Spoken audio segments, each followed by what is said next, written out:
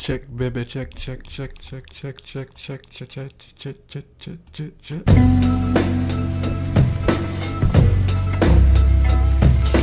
One, two, check, I get wreck. Enough respect, check. Ooh. I'm in here. Welcome to the show. This is it. You're not gonna see anything. Just me talking uncomfortably over beats. I disconnect, I get mad respect. You better check, check, check, chickity check, check. One, two, whoa. Here I go. I don't know how to flow. I've never rapped. I sound like crap. My name's Dean Greer. Boom bap. Here I flow. Here I go. Whoa. Oh. It's a nice beat though, isn't it? I like that beat. That is casual. Don't know who it's produced by. Never heard casual rap on the beat, even. So, whatever.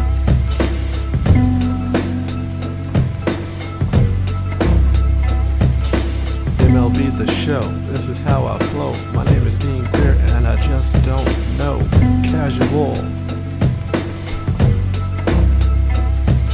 Citizens Bank Park. I go in the dark. Wilding out on a Monday afternoon. Let's go.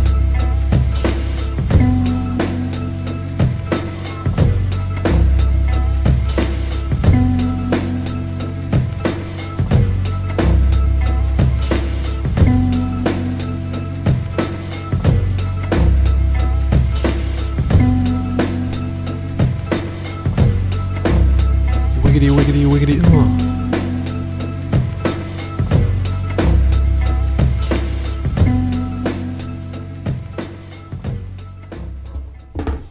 All right. Let's kill that. Welcome, my peeps. My peeps of zero, actually.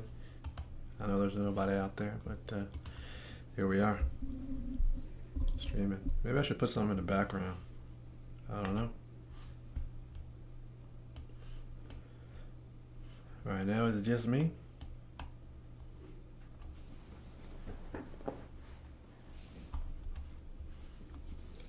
I'm gonna go to Code Wars. That's my second home. I'm gonna take you guys through the process. I'm gonna select an exercise here and do some code on it, I guess. No, I guess I am. Be declarative. And what is going on here with this?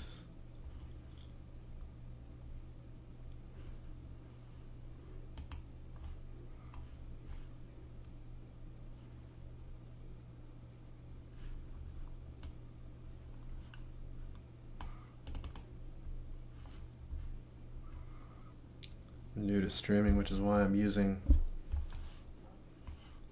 well, that's why I'm doing this right now. I'm new to streaming, so I'm trying to get all the kinks worked out, trying to experiment before next week. So it is what it is, my friends. CodeWars.com, a great site. I'm on here often, as you can see on the top right. A lot of points are built up.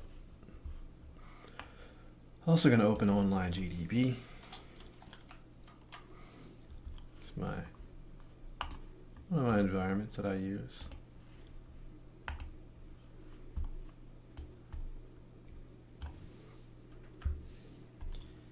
Depending on the complexity of the exercise, I might do a little bit of playing around over here. All right, let's select one.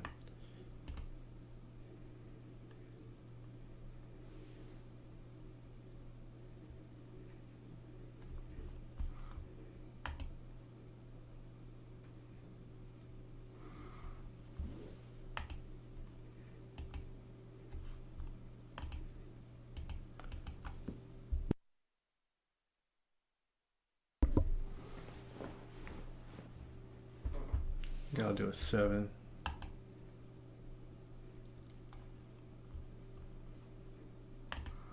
in any language that I so choose, and ones that I've not trained on.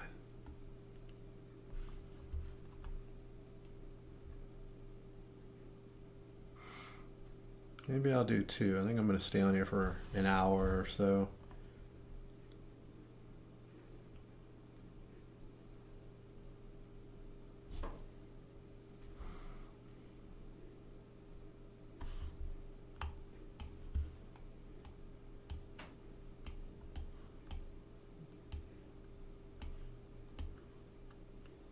Guys hear all those damn clicks? Loud as hell, ain't it?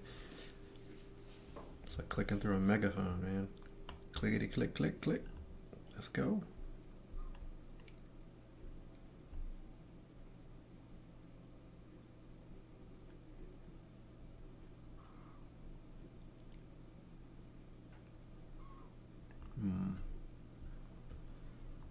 Let me choose Java. I don't think I've done one in Java in a while.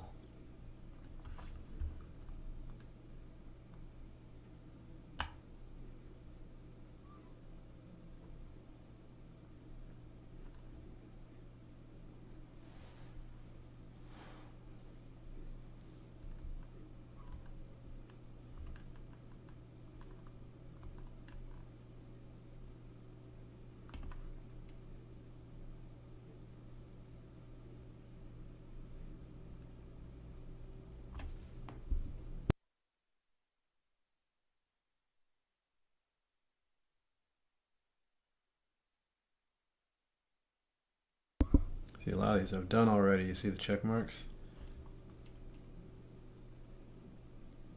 And I want to do something that's completely new, not just doing something in another language. Like I've already done this one in Python. I don't want to do it in Java because it's like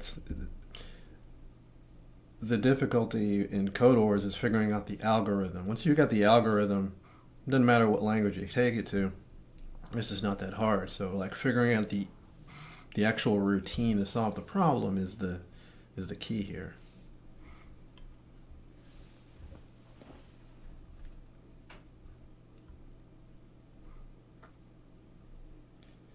Yeah, the thing is, like, because I do so many of these, you got to go like way deep to find ones that I haven't done, or ones that I'm trying to duck. You know what I'm saying? Like some of these are, they could be hard. Obviously,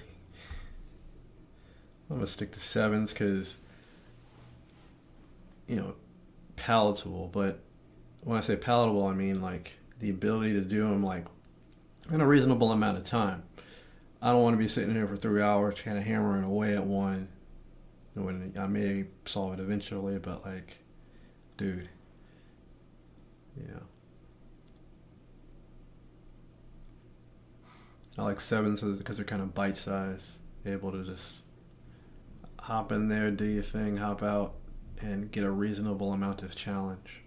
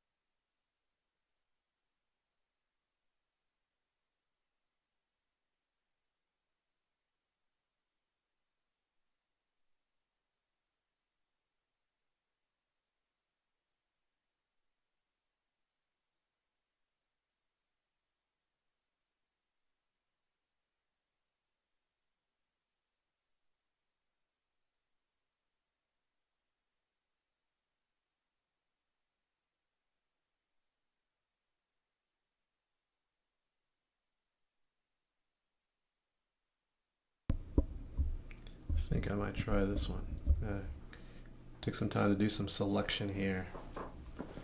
This one's kind of interesting. Very impractical, but interesting. Baum Suite.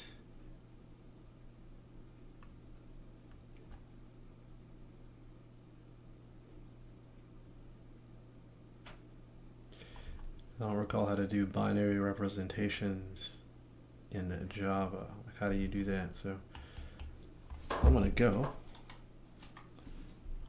find the answer.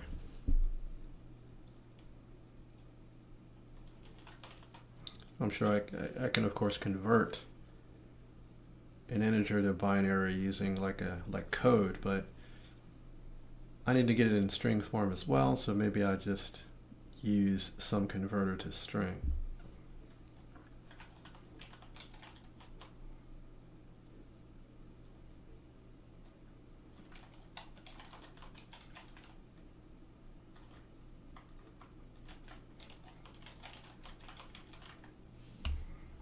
And Java is the language I'm using. So the integer wrapper class.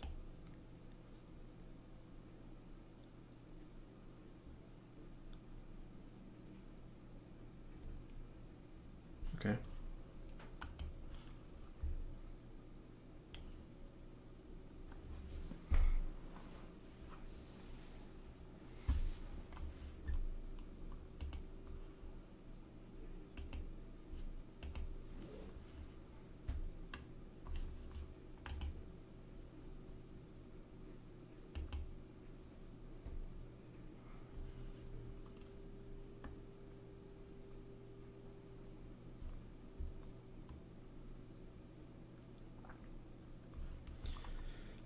So it looks like here we're given a number, and we go like, I guess 0 to whatever that number is, or maybe it's 1. Let's see here. How many numbers is this? 20? 1, 2, 3, 4, 5, 6, 7, 8, 9, 10, 11, 12, 13, 14. So I guess it's 1 to whatever number this is. You find the binary representation of each number leading up to it, and for each number you run it through this this test. If the binary representation of that number leading up contains no block of consecutive zeros of odd length, it's a 1, 0 otherwise. So it's kind of it's a weird concept where you go like for, I got my handy drawing thing here, it's cool. So like if you have 5, if you're given a 5, you get the binary representations of all these numbers, each one of these, and you run each one of them through this this test here. Like the binary representation of 1, does it contain a block of consecutive zeros of odd length? I think that's where we're going to start with getting whatever number and creating the test to see, does it contain consecutive zeros of odd length? Because that's the key to the whole thing, really. Once you got that little piece done here, you can just loop it and recoup it, as they say. So I'm going to do that.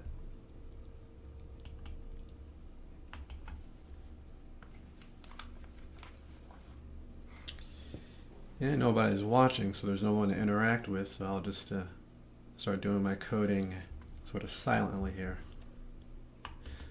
No reason to talk if nobody's listening, right?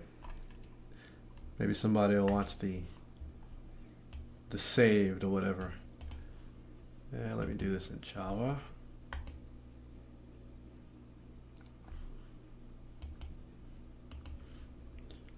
Online GDB, folks.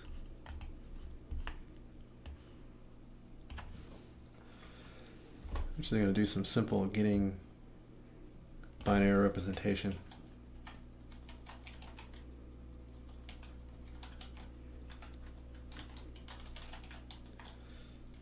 Just test that out real fast. Yep, 5 is 101. So let's do 50. So really what we need to do is determine how to find if the binary representation contains no block of consecutive zeros of odd length. So you would have to look at all the blocks of consecutive zeros.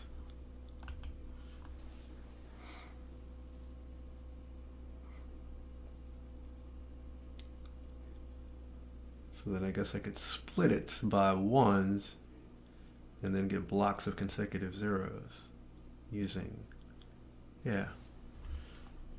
So like, we got 50 there. Let's throw that in a variable.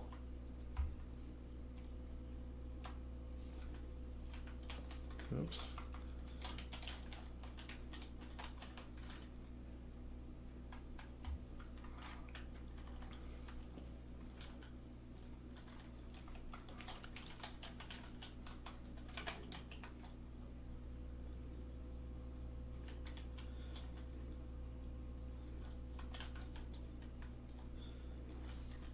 String split a,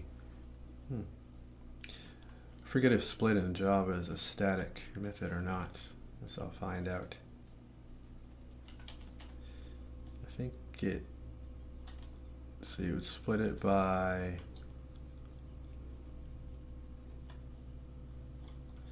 split it by 1. I think it is static, so this isn't going to work.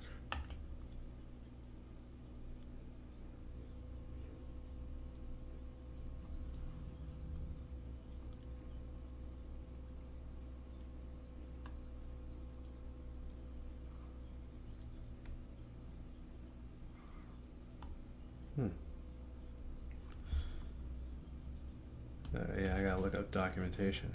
Oops.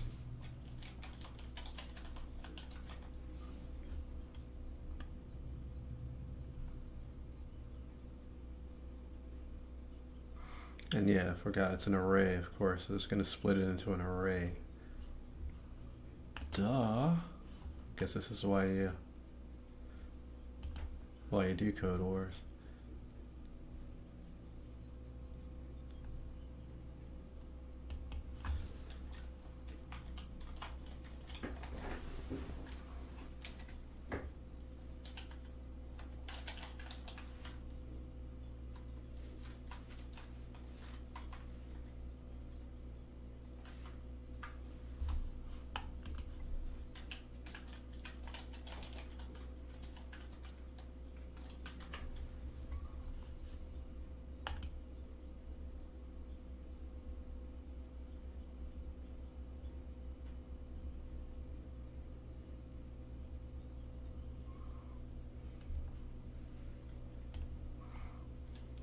Let's look at the original.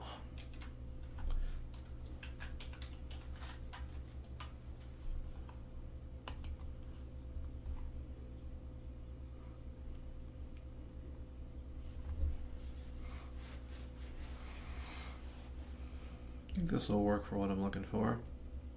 I strip out like leading and trailing zeros, just get the O's.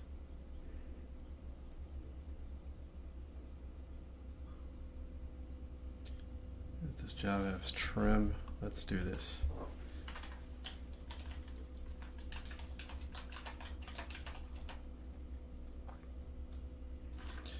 Gonna put this into an array.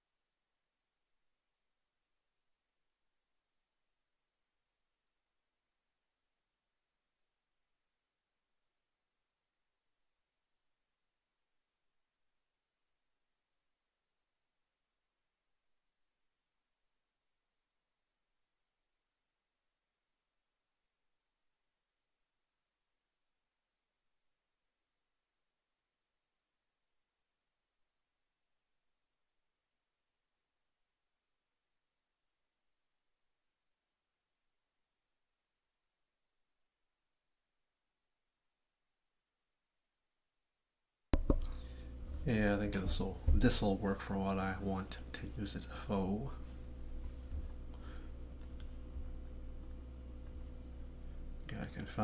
Gotta find get consecutive zeros isolated and like just see how long it is, or they are.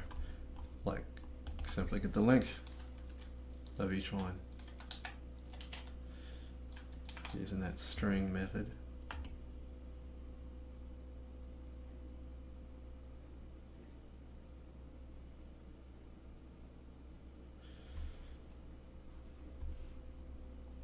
Yeah, like you see, looking at this binary number, what are the lengths of the blocks of zeros here? You have some false positives here at 0, and then you have a block of 2, which is this one, and then you have a block of 1, which is this one. So you can do a longer number just to flesh this joint out. Like 500.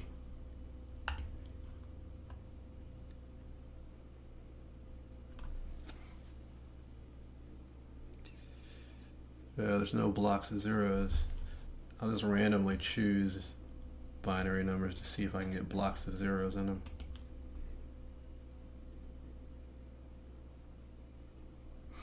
Nope. Anybody know of a binary number that has a lot of zeros in it?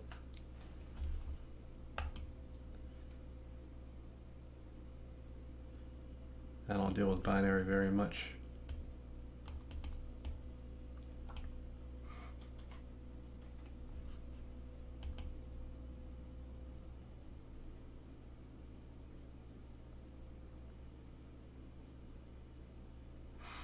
Yeah, that's a long block. 6 zeros for 64. How about like something close to 64, 68?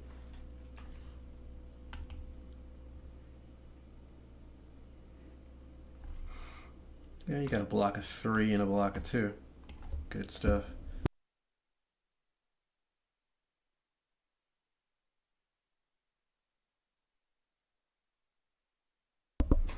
I think this is going to work.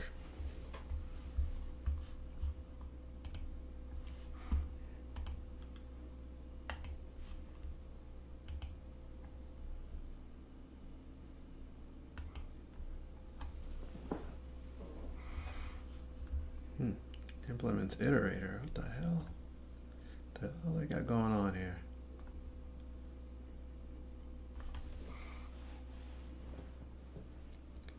They don't really fuck with iterators in Java. That throws a wrench in my plans. I got the algorithm, but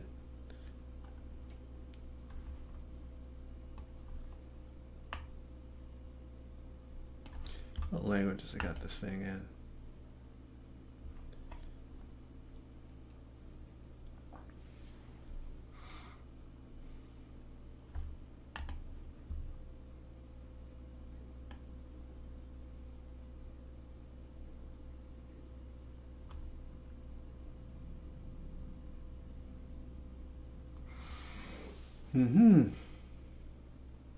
I don't know. Guess I could see real quick how to use iterators, but I've never used iterators in Java.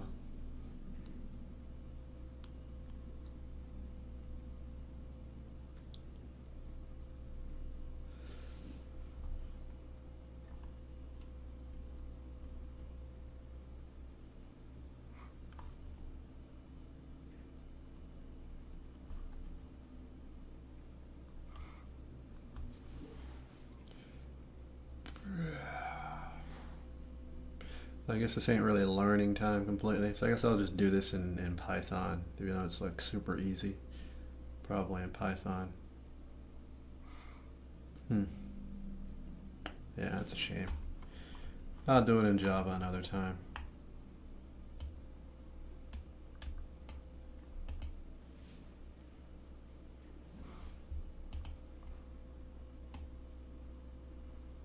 I just want to get to some coding, you know what I'm saying? Like, down to brass tacks. But I can use a similar idea where get the binary string and then loop. I don't know who's been watching.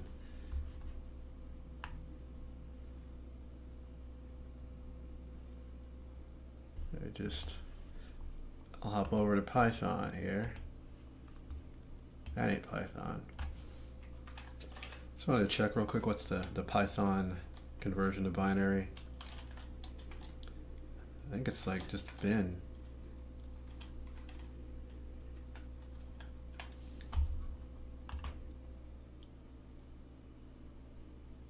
Yeah. You get rid of that leading 0B. There we go.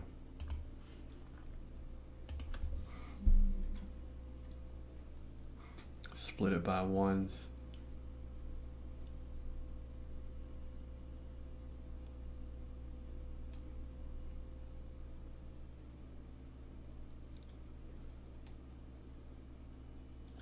And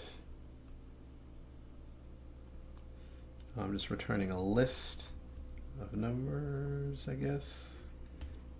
Those are numbers, they're not strings.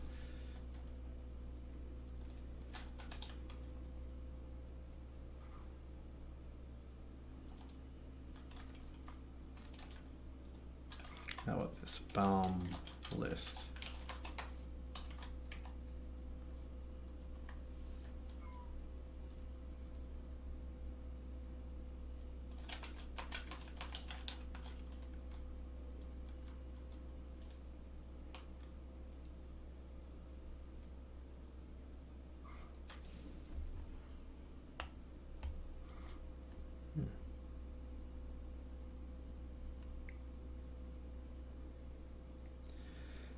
I guess my input's going to be an integer. I thought.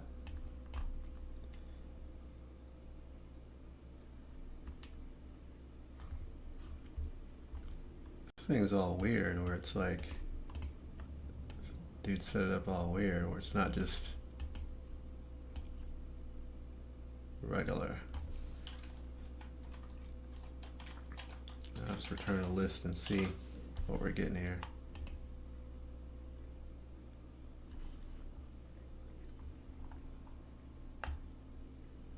Oh, I have to return an iterator? It didn't say anything about that.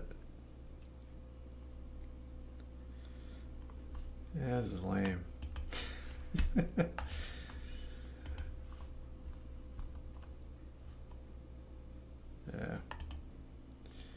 Yeah, I think I kind of wasted my time here.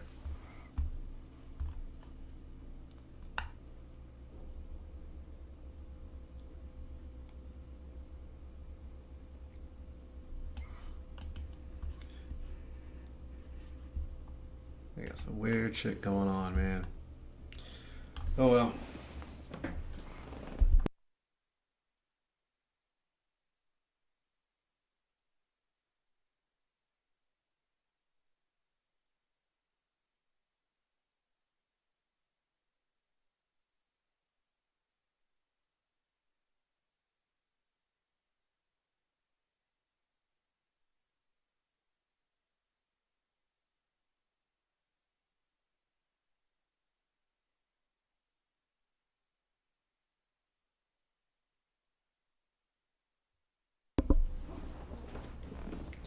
Let's find one that I actually know how to do, right?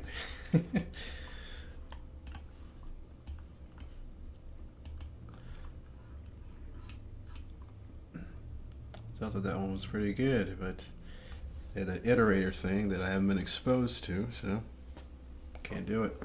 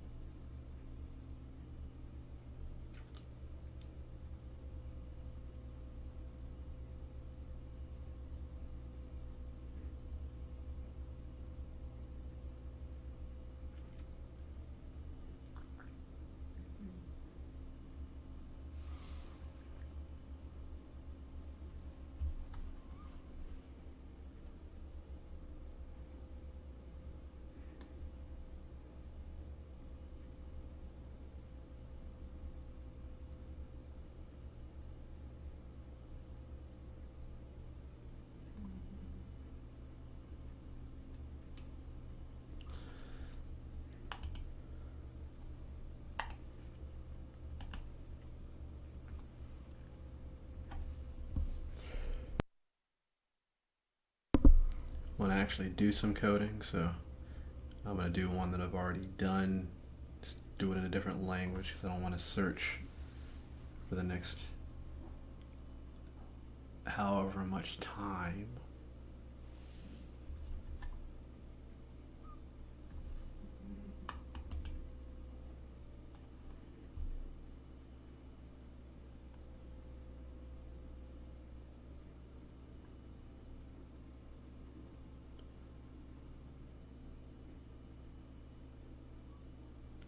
Reverse the digits, add to the original number.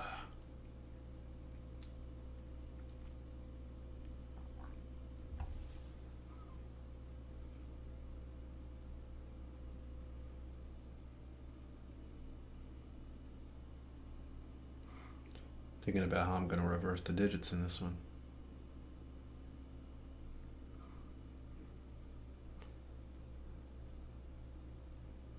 I think I want to do it mathematically. Give myself that challenge.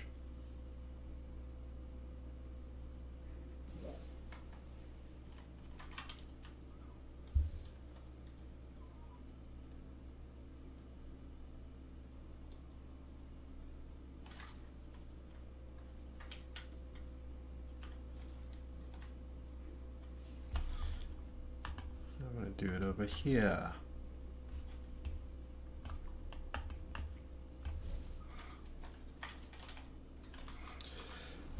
Alrighty. Let's do some fucking coding.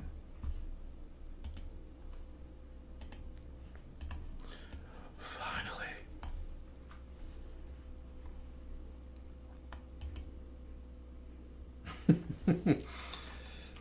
Alright, I'll put in a comment here. I'm gonna write a method that is gonna take a number, take an integer, and reverse its digits and return that integer reversed. It'll be returned in integer form.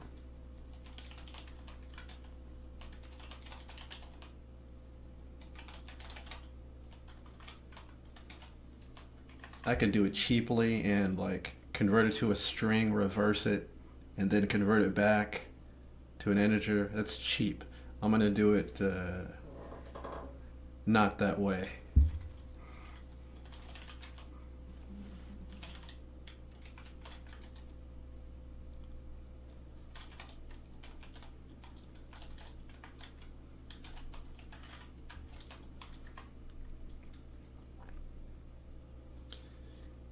So I'm going to create a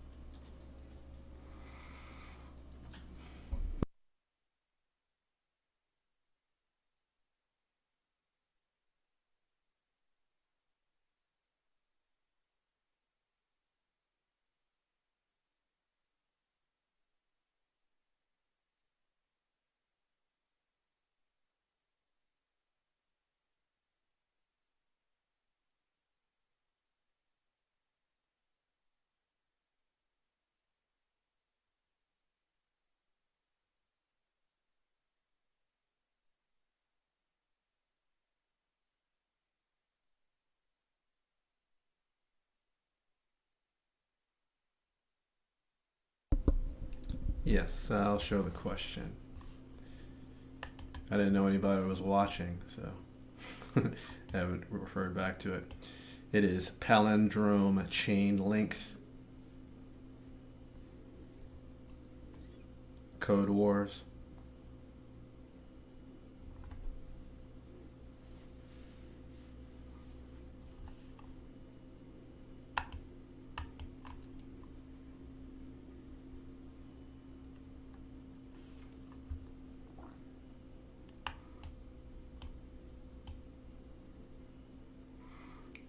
The number is a palindrome if it's equal to the number with the digits in reverse order.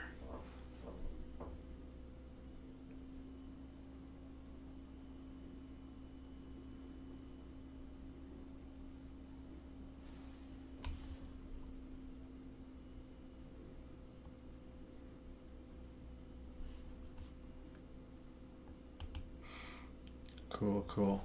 Have you been on Code Wars before?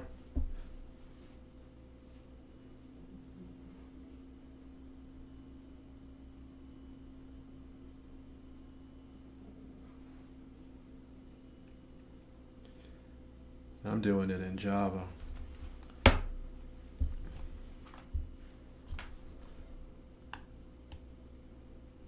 the thing is, you're going to be given a number, an integer, and you're going to take it through a number of steps and then see how many steps it takes. And the steps you're going to take it through is going to be you reverse it and then add the reverse to the original and see if that result is a palindrome. And you just keep doing that over and over again. Like, you start with the 87, you do 87 plus 78, which is the reverse, you get 165. 165 is not a palindrome, so you do the process again. 165 plus its reverse, you get this one, still not a palindrome.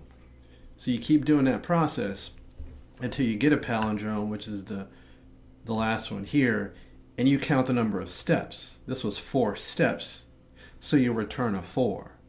So it's the number of steps.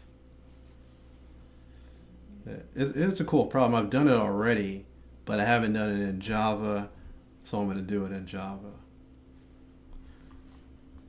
And I'm going to do it the so-called hard way, which is like, not that it's hard, but it's not, I'm not going to convert it to a string and then to an integer, like the numbers, because it's easy to convert it to a string, reverse it, turn it back to an integer. I'm going to keep it as an integer. What I'm going to do is I'm going to reverse it as an integer, putting the digits into an integer array, and then from that array generating an integer. So give myself a little bit of a challenge there. Yeah. All right. I don't want to over-explain since you got it already, but I'm working on a function right now to do the reversal. I got an array, and I'm gonna put the digits into the array in reversed order.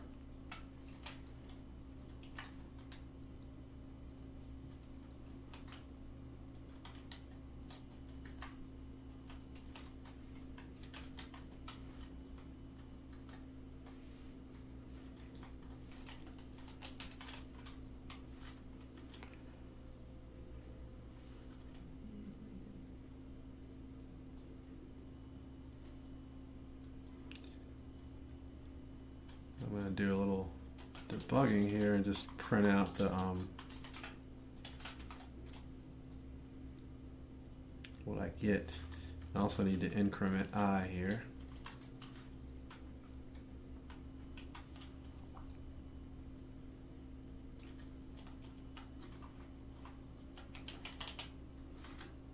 And I need to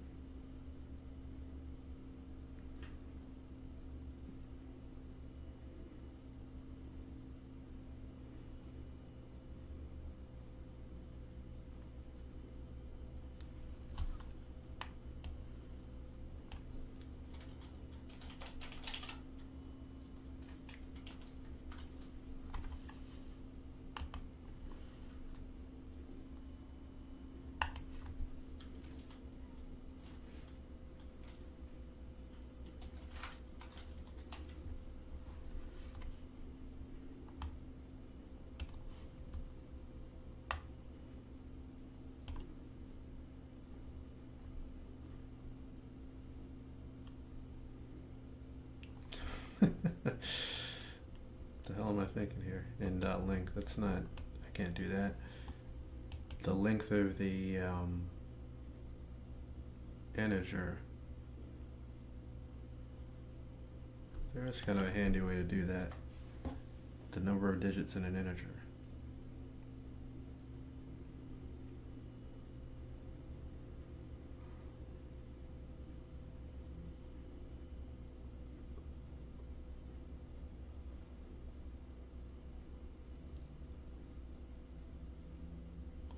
I'm kind of drawing a blank though.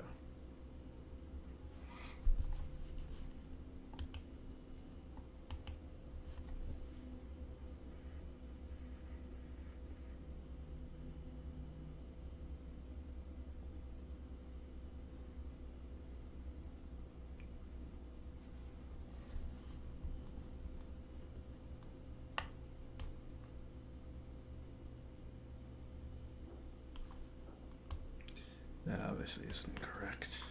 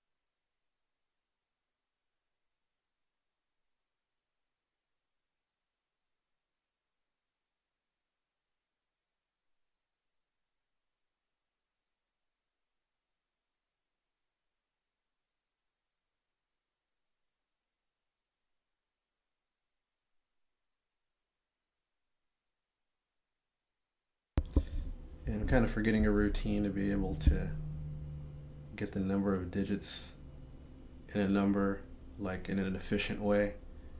So I think I'm going to use a lame idea of using an array list. I don't really like to do that in this scenario, but I guess I will. It's a little lame, but I'm doing it. Kind of want to get this thing done.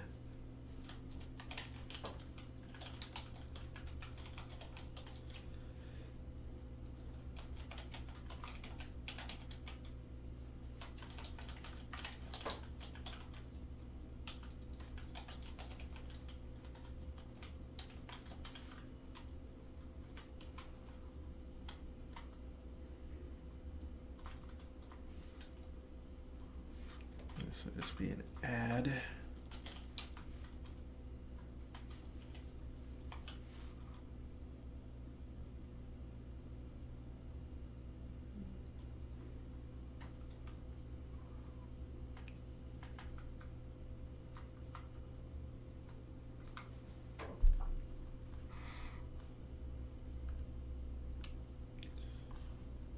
Right, like this.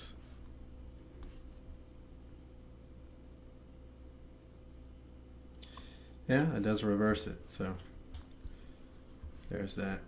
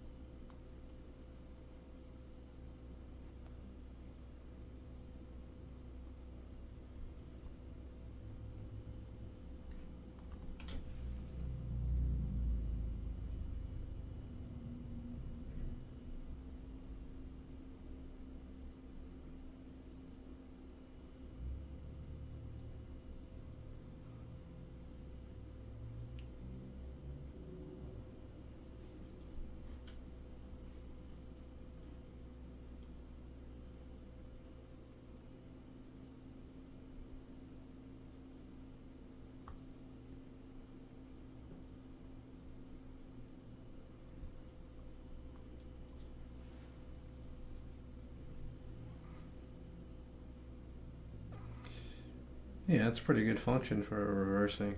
I mean, it's for an exercise like this is how you want to do it actually. So that's good because you're avoiding the concept of like using an array or an array list like I'm doing. You're just um, you're reversing it and kind of and yeah. Why, I don't think of that. Just doing the not holding it somewhere, just doing the kind of the recompiling of the number kind of in place, which I think that's a pretty good solution there, actually. Don't be down your code, man. That's pretty good.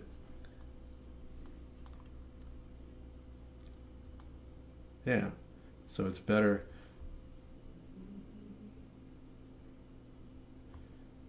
I mean, shit, I think I'll use that one instead of this because this is I was going towards this, so I'll just use yours. How about that? This will lift it right up. Ah, that's unformatted. And see when I have my, well,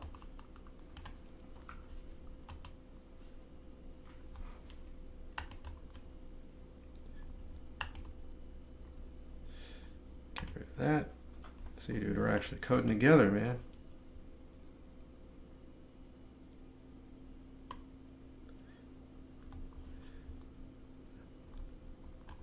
Alright, I'm jacked up here. Oh, the class definition is got messed up. I think? No. Public class main, open close, public static int. Oh, the name.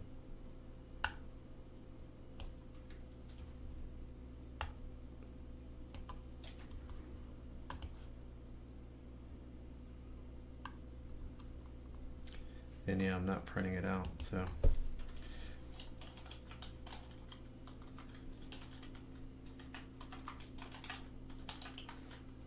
Yeah.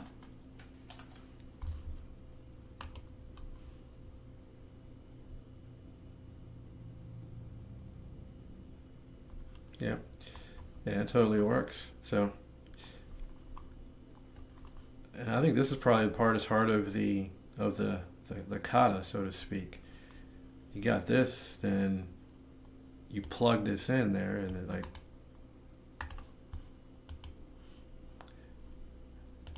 there ain't a whole lot to this, man. See, once you have this, you've got you do the continual process of the adding.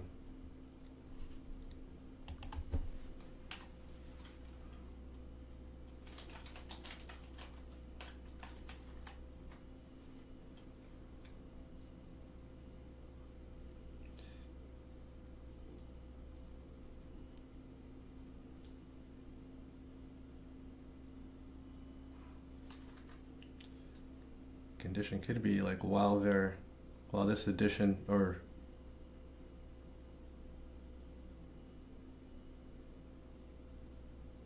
oh yeah, so you have the palindrome, which is like while the number that we have is not equal to the reverse of it, add it to the reverse of it, and then you loop back around. So like,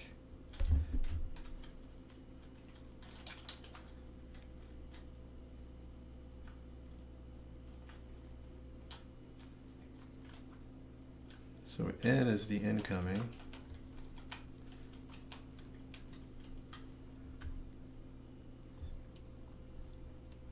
I'm wondering, I might have to actually use long in the, yeah. So we'll just switch this to long.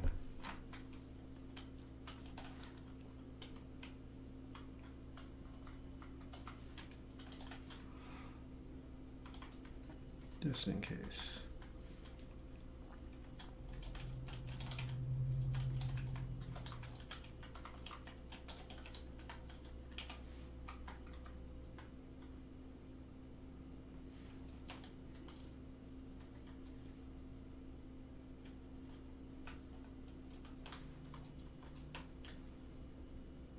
So we're not doing that.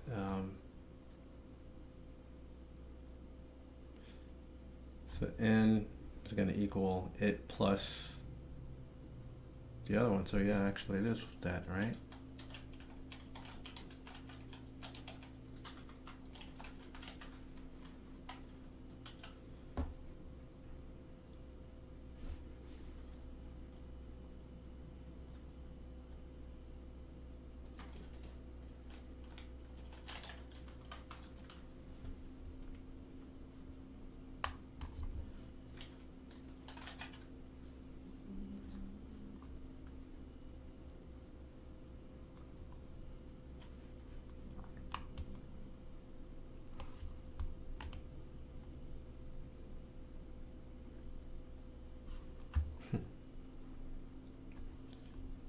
Oh.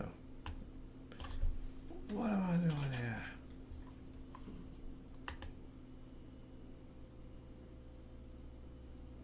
Yeah, it works.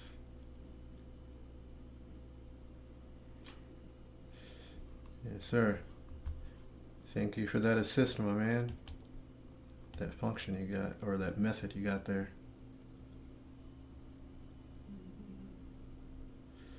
Doing the whole like powers of 10 thing with the, yeah, I was headed there. But yeah, after you got that, the looping, or the, I guess the main algorithm part is not, there's not a whole lot to it. But I do kind of like this logic here. Well, it's not equal to the reverse of itself, add it to the reverse of itself. And once it is equal, we're going to return the.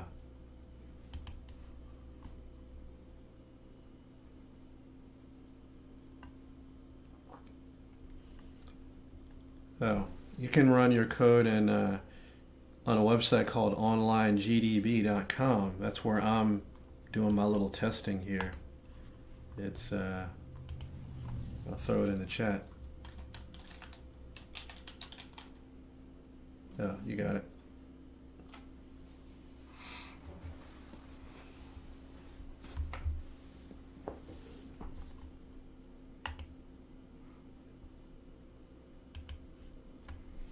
Yo, yo, yo.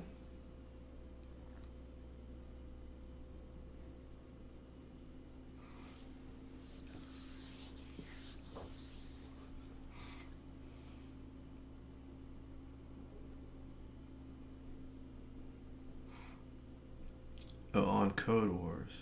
Check the output. Well, it just runs it through tests, and it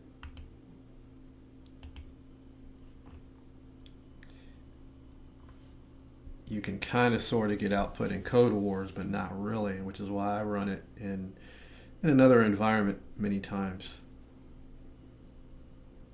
On the bottom you have the code that they're using for tests.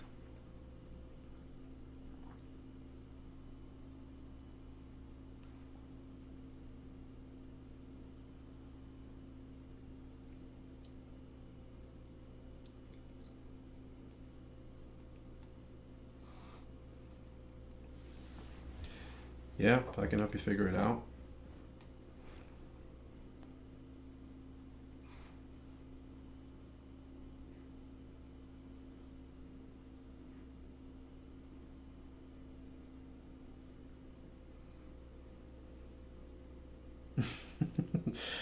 Let's see here.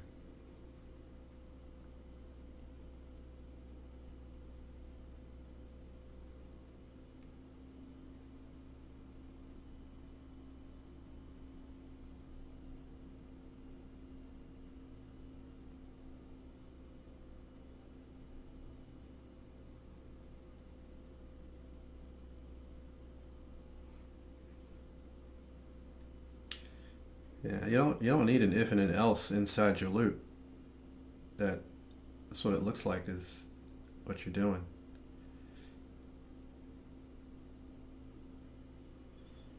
Yeah, you don't. Yeah, you don't. Yeah, you're right.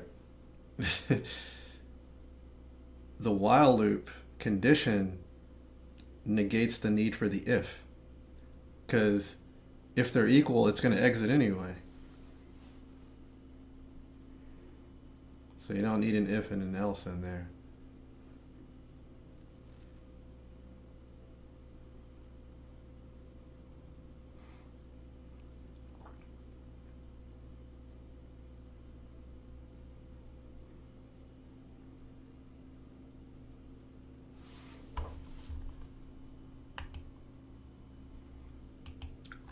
Yep, yep, yep, yep, yep.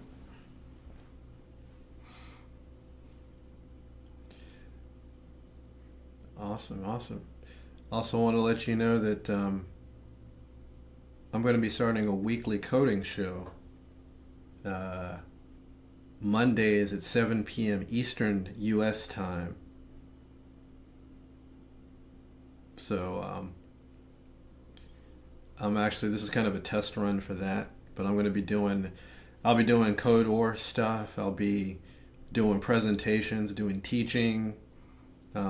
It's usually going to run an hour probably, but I'll be doing it once a week on Mondays. I don't know if you're in the U.S. or not, but if you're in the U.S., it's Eastern time. If you're not in the U.S., you can find out how your time compares to U.S. Eastern time, but I'll be doing it. So I want to kind of build a community and a community of inclusivity and non-judgment and non-opinionated asshole coders. Well, I think there's a lot of in coding. I feel like there's a segment that is very opinionated and very kind of like looking down upon certain kinds of questions or certain kind of practices or whatever, and I'm just different. I don't want to be like that. I want to be inclusive. So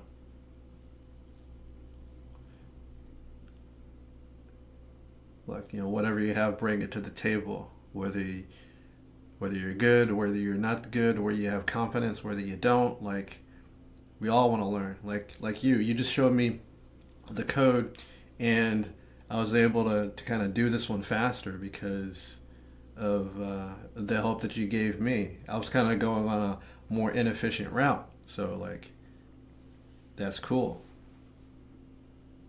So like in real time, you helped me get a better solution. So that's dope.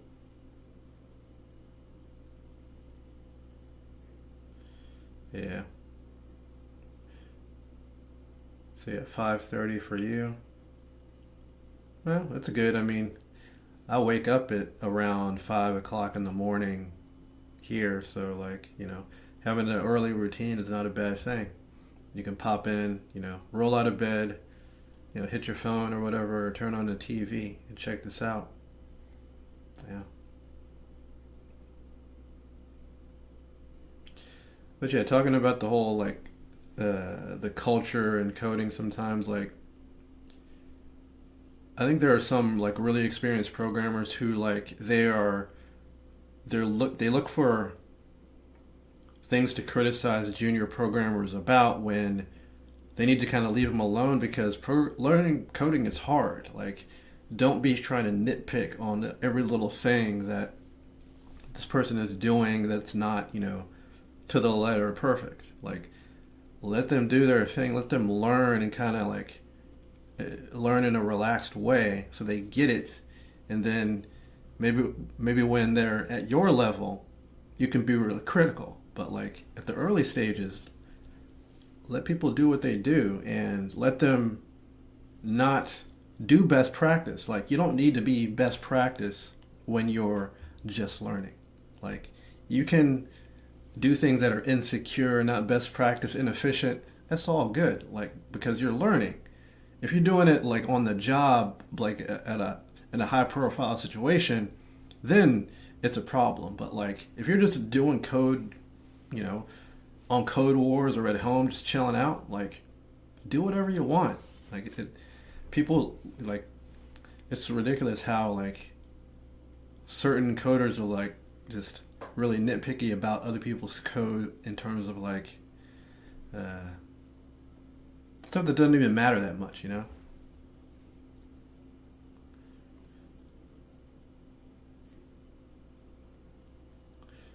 Yeah, yeah.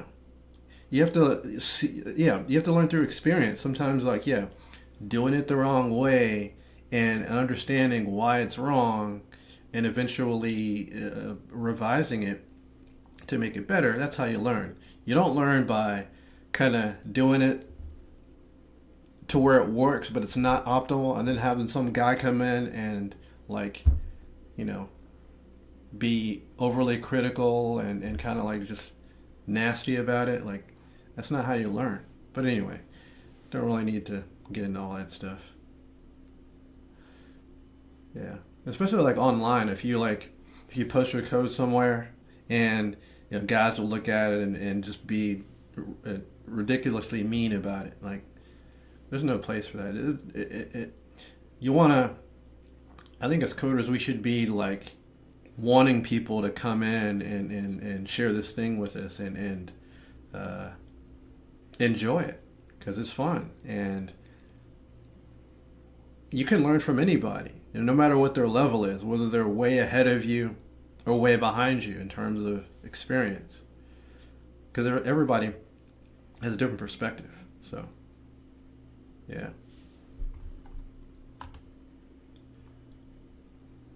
But yeah, we don't need to continue the negativity talk. We can steer into the positive, and I think I'm going to do one more exercise, and then I'm going to be out of here because it's midday here in the United States, and it's like lunchtime. So I'm going to have lunch soon, but I want to do one more. Yeah, yeah. I look at coding kind of like it's a merging of engineering and art, where yeah, there's a hard science side to it, engineering side, but also there's an expression, an artistic side. So it's the merging of those two, which makes it beautiful. It's not just it's really artistic because there's always more than one way to do it. You can express yourself there. So we know about the scientific side, of course. Yeah. And yeah, the thing with me is that I've done so many exercises that like finding a good one is harder for me that I haven't done yet. So we'll see.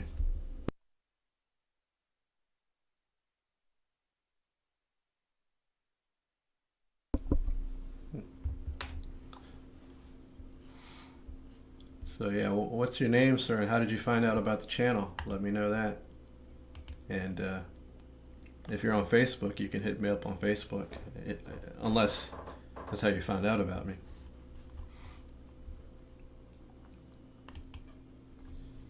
Can I choose more than? I think I can. I can't choose more than one language, unfortunately. So I want to do like maybe Java and Python, but I guess since we just did a one in Java, I'm going to choose Java this time. Hmm. Java, Java, Java. And I'm going to choose like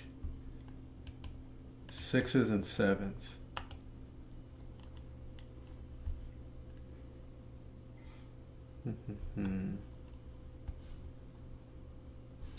Try to choose one of those that I haven't done yet. Okay. I'm also on Instagram and TikTok. Yeah, if you got those. I don't do a whole lot on those. I just kind of post, I don't know, random stuff. But I guess no, lower, yeah, that's right. Lower means higher difficulty. So these high numbers like 6, 7, and 8, these are the easier ones, but the 8s are just way too easy. So good ones to do like in a few minutes are going to be the 6s and the 7s. Those will be ones that take you between 5 minutes and 30 minutes, something like that. Yeah, I think my Instagram handle is this one. I think it's the same as my YouTube one. I think I'm gonna actually go there and see.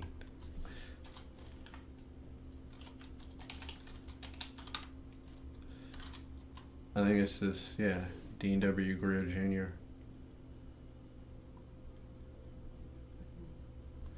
I mean, you can at least communicate with me on there. I post maybe a couple times a week, something like that. Not a whole lot. I used to post every single day, but I never got any kind of friends or play or anything, so I was like, screw this. And YouTube, I'm kind of like, people are more receptive on YouTube. Yeah, it's weird. I'm not pulling it up at all. But actually, yeah, here's mine. But if I just do without the Reels directory, I'm not pulling it up. Oh no, it is. Okay. So yeah, it's Dean W. Greer Jr. It's the same. Yeah. So this is mine.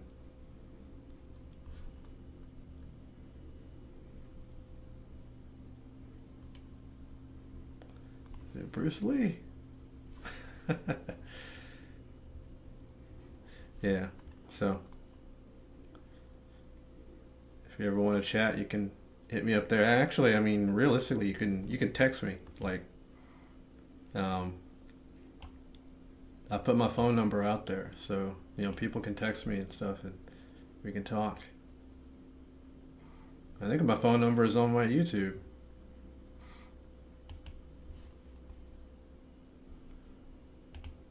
But no, man, I'm not shy about my phone number. You can hit me up. You can text. You can call me. Whatever. I may not always answer the phone call, but hey.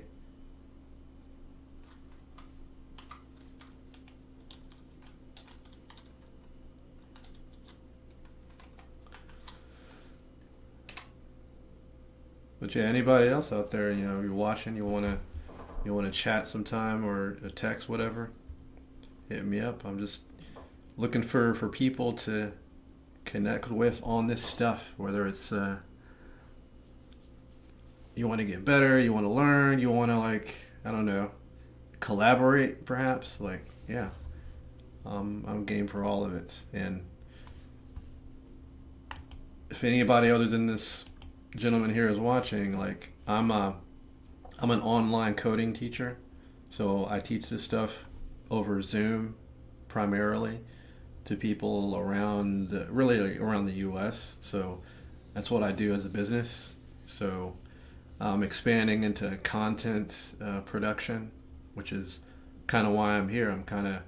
I'm preparing to launch an online streaming show weekly, like, just telling this dude.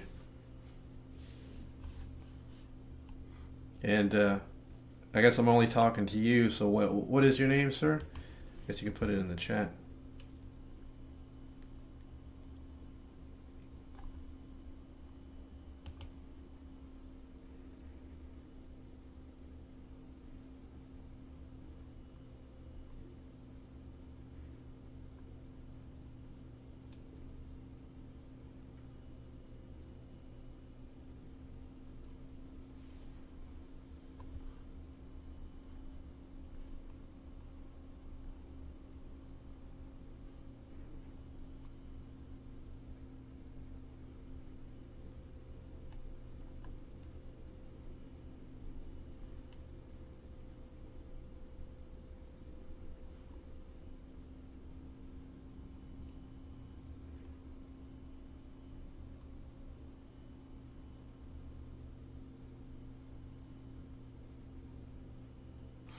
Oh, okay. Annie or Ani? Okay.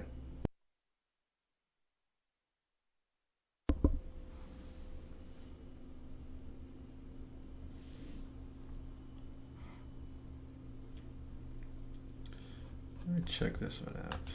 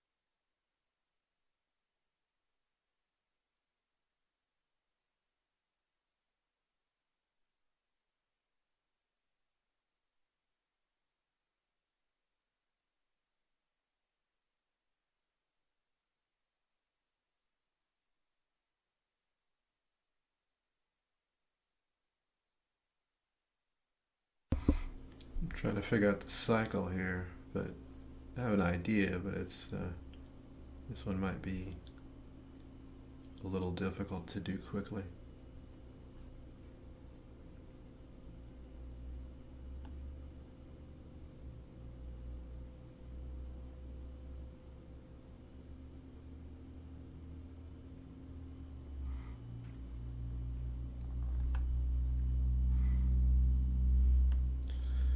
Go from A8 to sort of like for each letter place, you cycle from A to Z, and then the previous column increments the letter, and then you go through the next one again, but you have to have like some general approach where no matter how many it expands to, you gotta have some general algorithm to cycle through. It's like once you get to Z's, it's going to add another letter because you've exhausted all the letters. Like 3 Z's, the next one's going to be 4 A's, and then it cycles through again. So the A all the way at the ends got to go through to Z, and then I think that actually that's not what I'm not sure about. Where does the B go after that? So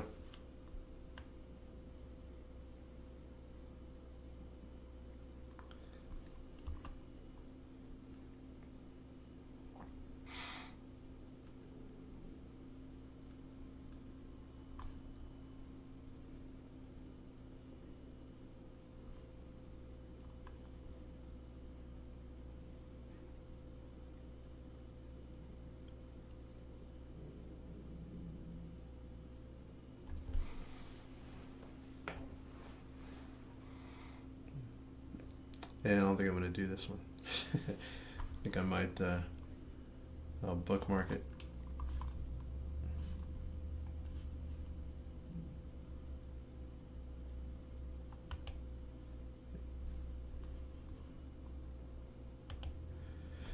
This is somewhat of the process that I go through in the mornings, where I do a Code Wars exercise every morning, but I will choose pretty easy ones because I want to get them done quickly. So I kind of go through this process of like how long I think it's going to take, and then if it's if I can get through it fairly quickly, I'll go ahead and do it. If not, save it for later.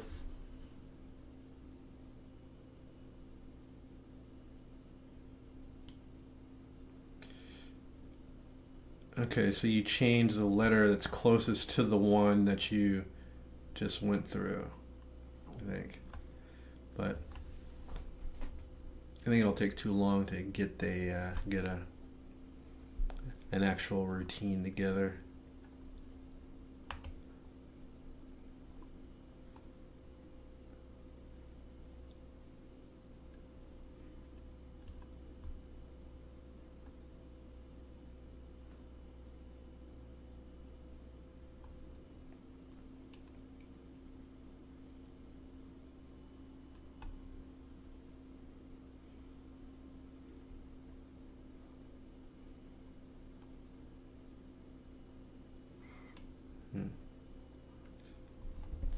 Seems like it might be easy.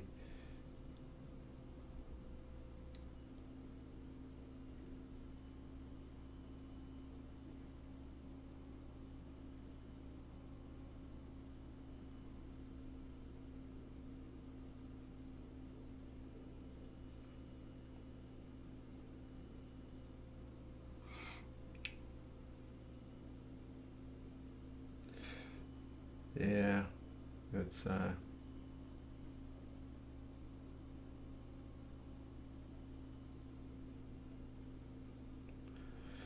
yeah, sometimes figuring out that approach is the thing. Yeah, you can understand like what's going on, but like actually developing a generalized algorithm, that can be tough for that one, especially that one where you need to be able to expand it out almost infinitely, like whether it's 3 letters or 20 letters, like a generalized way to continually grow it and go through the cycle. A little difficult. But you'll find that sometimes if you sit and you're focused and you just kind of go down different pathways, you may be able to figure out something pretty quickly. But I'm just not going to apply that patience right now, I guess.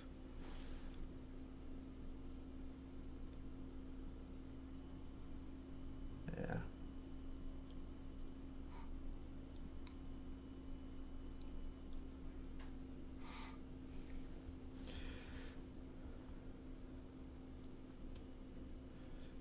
Yeah, you've probably seen already that I have a lot of videos going over code wars exercises.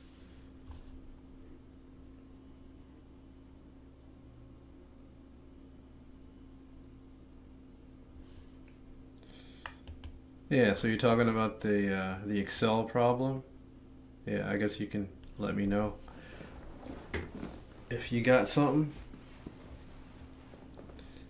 Command kind.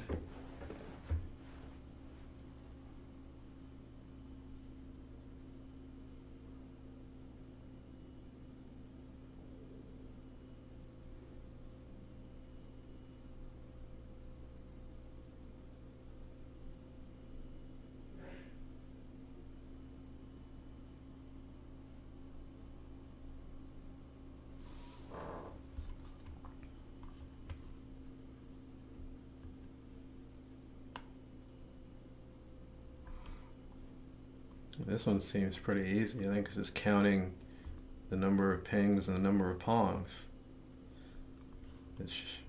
If that's the case, this should not be at 6. Let me check this out. Ping, ping, pong, pong.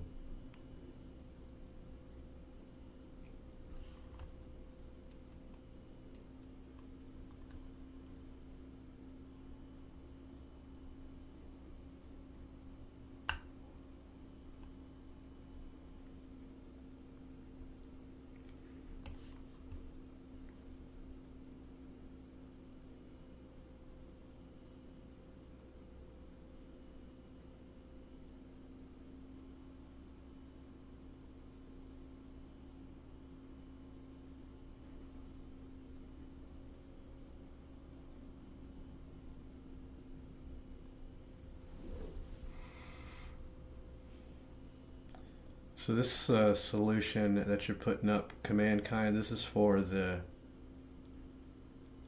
one that we finished. I forgot the name of it. The palindrome one. Is that right? Oh no. Okay, so this is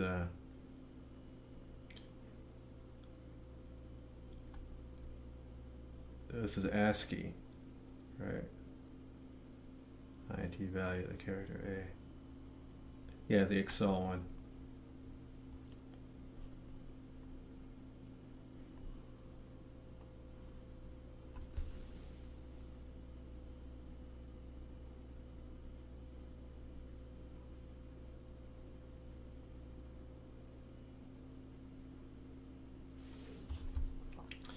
Yeah, so I see this code. I'm not completely sure where it would be used. Is where, let's see.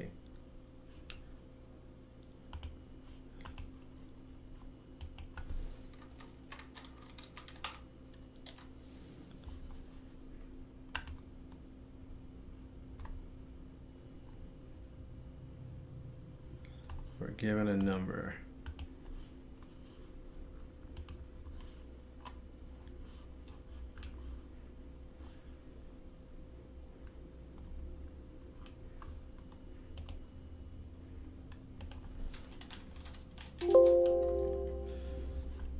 Alright, it's not showing up.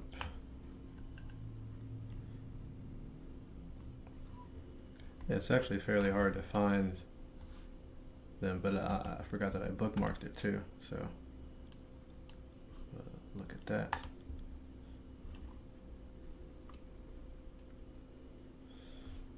Okay, you get the number, and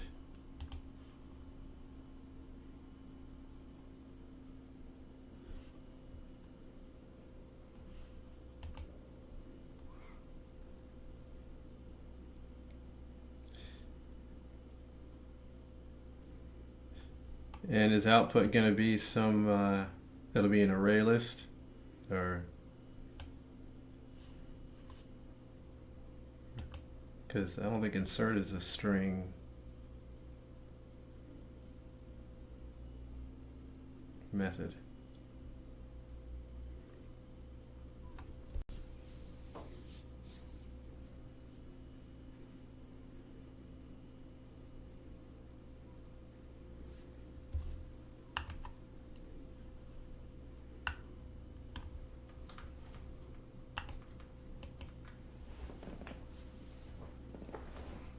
String builder, okay.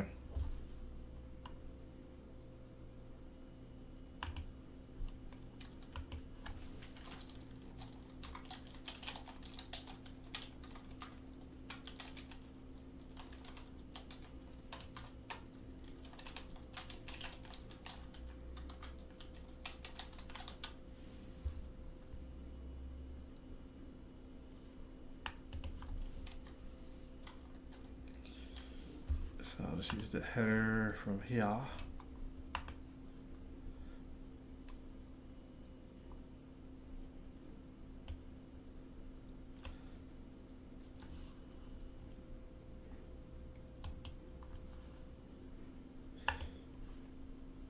Yeah, array list has add, and it has, yeah, so insert isn't even an array list method. You would use add to insert into an array list.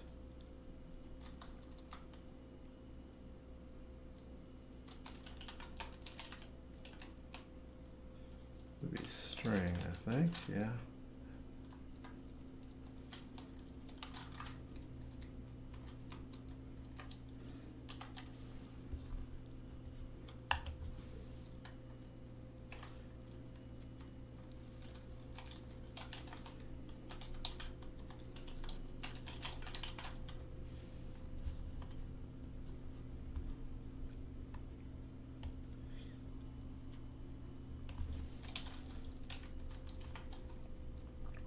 Get column title. So you're given a number, so let's run it through. So 52 in there.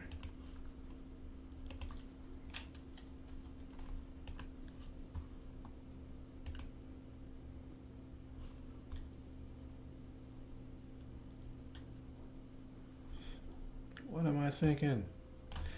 Mixing up my variables.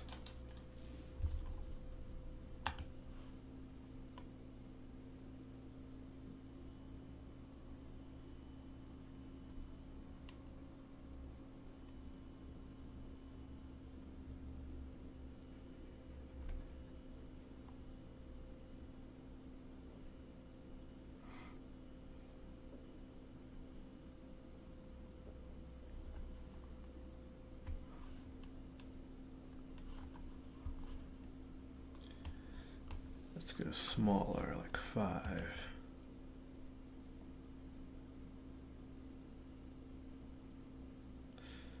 Yeah, so it works for small numbers.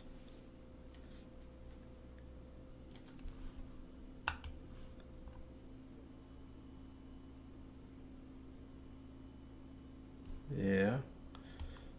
So when you get past the first, like the first wave,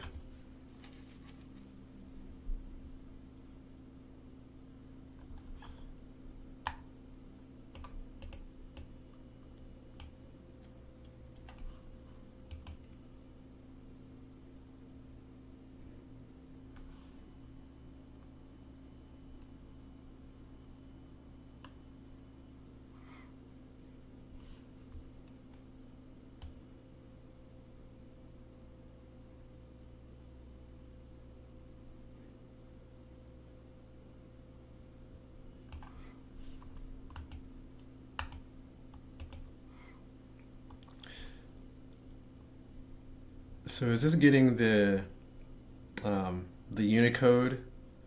Is it converting? It's getting the Unicode character and using 64 as the base or whatever.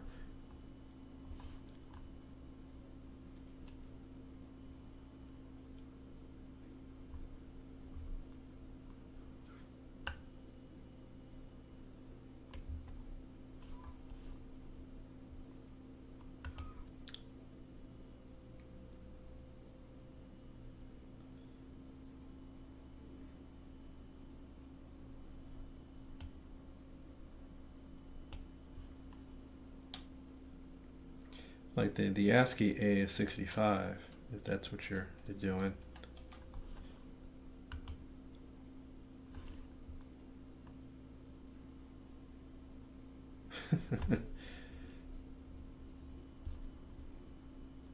That's like a hexadecimal number.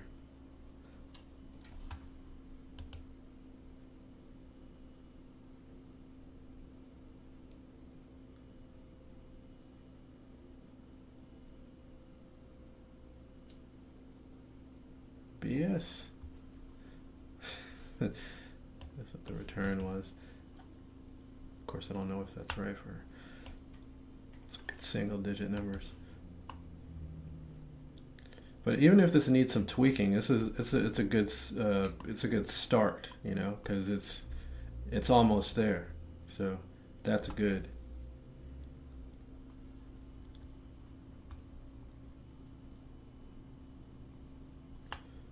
So 4 would be A, B, C, D, E. So this is actually one off. Because E is 5, not 4. And that's the reason probably had 64 there, because it actually sets it right. Yeah. So there's some play here where kind of close but not quite. But it's a good idea though. Like you're really close on this one, so you know that's good, man.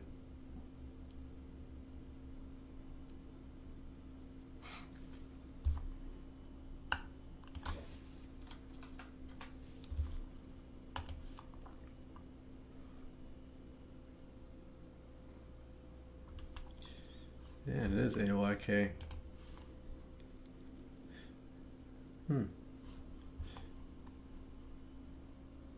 Let's try some other ones.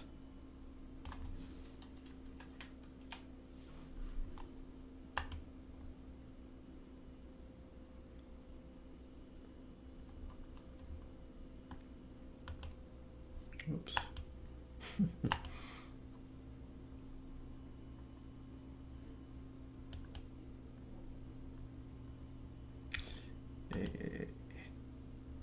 Yeah. Whatever, it's really close. So it's really smart using the whole ASCII / Unicode situation there.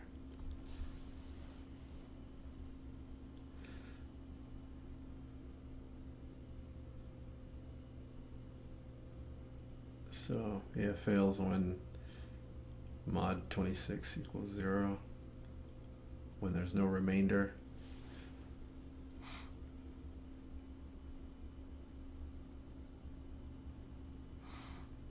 So what should it be when there's no remainder?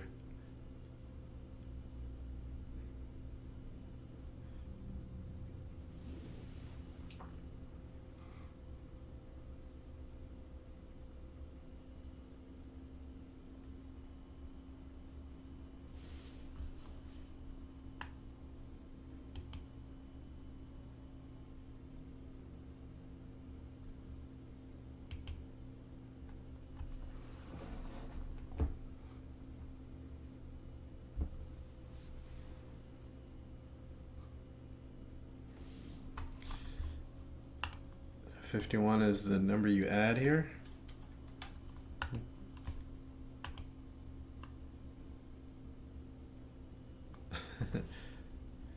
Yeah, I'm getting numbers now instead.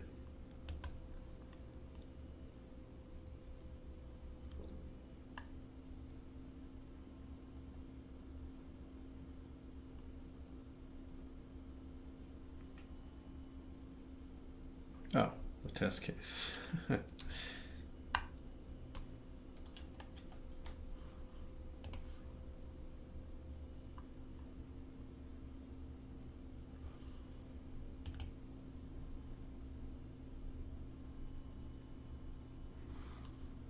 Yeah. Looks like it's right.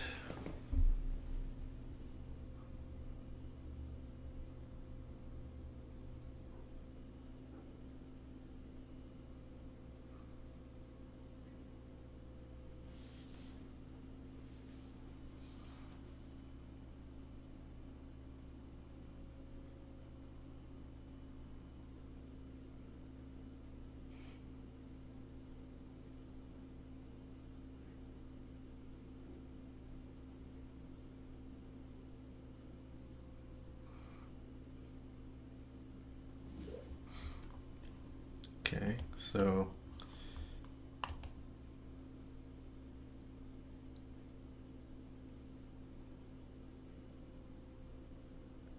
that should be a Z, AZ. Whoops, is that 51 or 52? 51.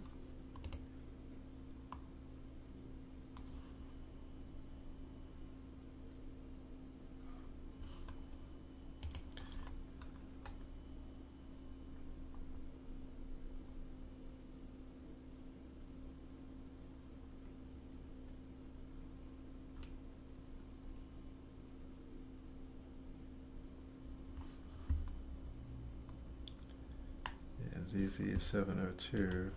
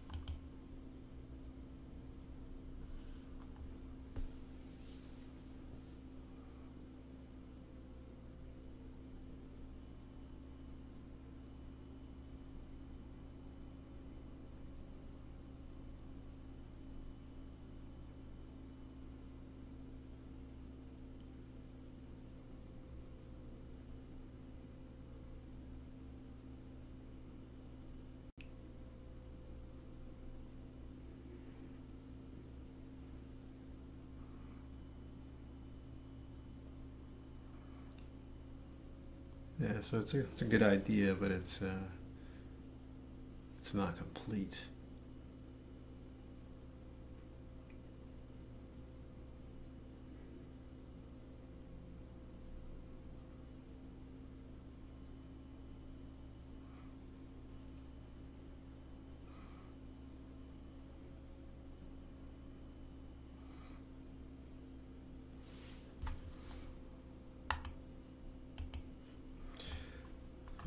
think I'm going to move over to this other problem just to see if it can be worked out, because it seemed like it was pretty easy, the other one.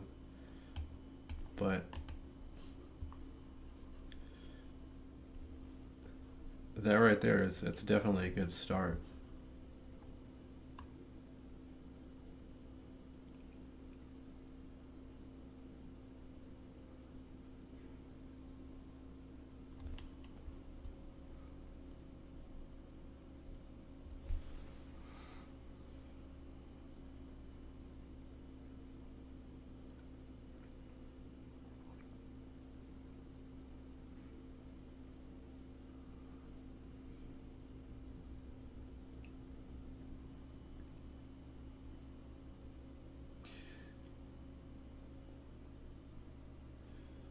So it subtracts 1 from the number, and then it ends up adding 65.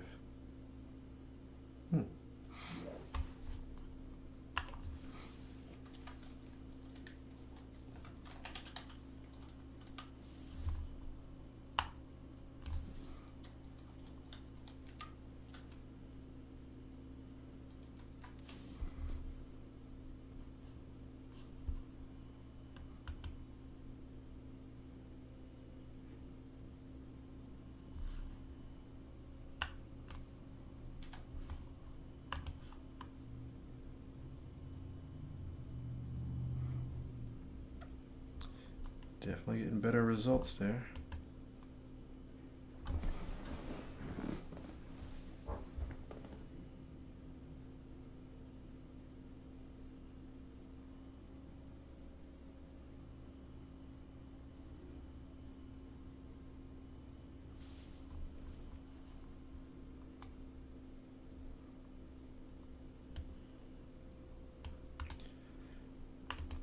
Just let it run through the test cases on here.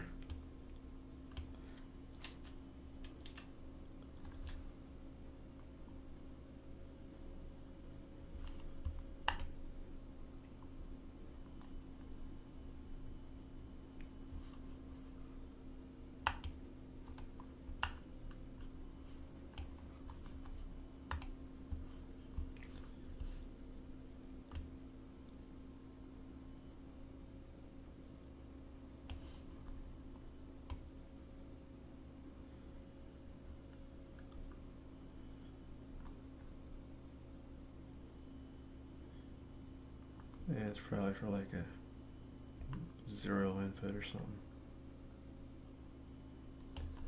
Greater than 0.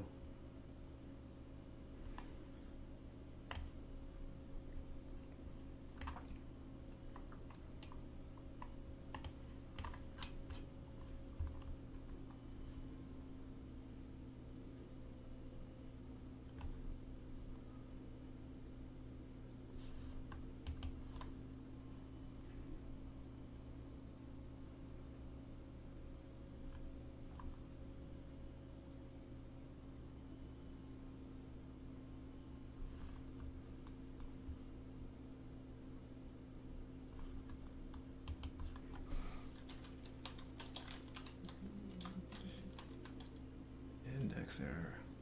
Does that actually exist in Java?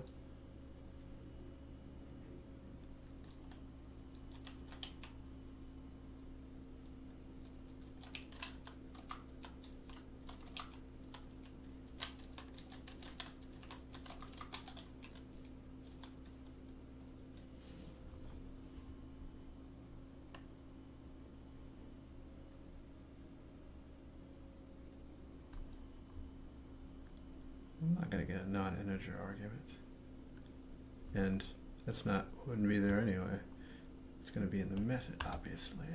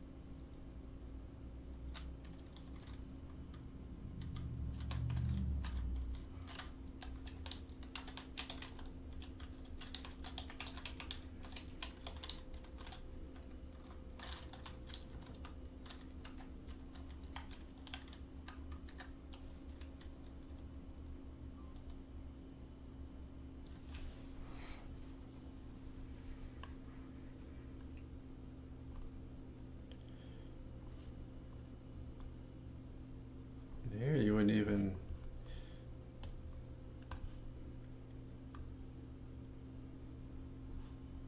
You wouldn't check for a different type.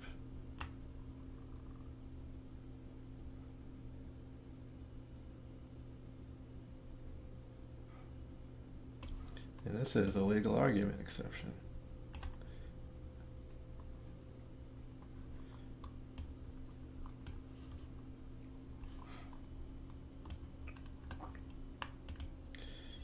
And yeah, it's got to be an exception, not these don't even exist. So I don't know what the hell I'm thinking.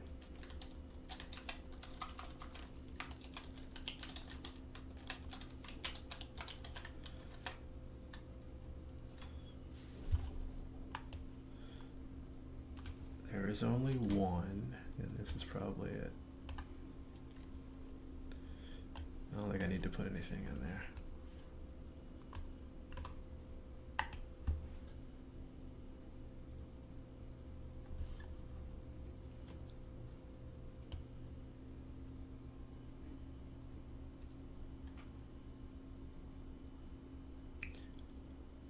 A legal argument exception. Is that?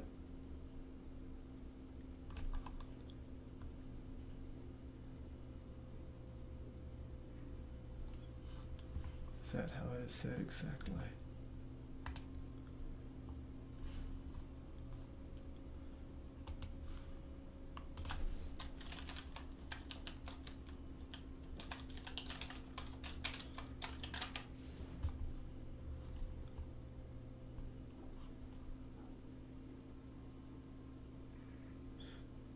Oh yeah, the syntax is off.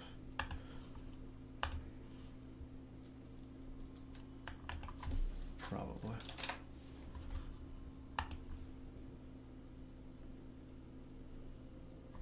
Yeah, that was it.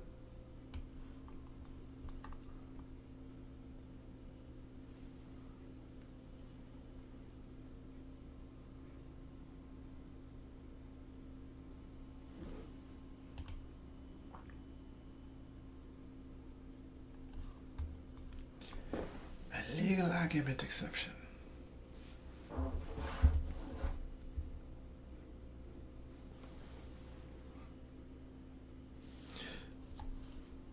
Yeah, thanks for your help, dudes. This is dope. I'm learning stuff here too. And that's a hell of a solution. Yeah, with the mod 26 to get the order in the alphabet, and then using the A to get it into the range of the ASCII or Unicode. And then well, that just gets you to the next. Or yeah, that's cool.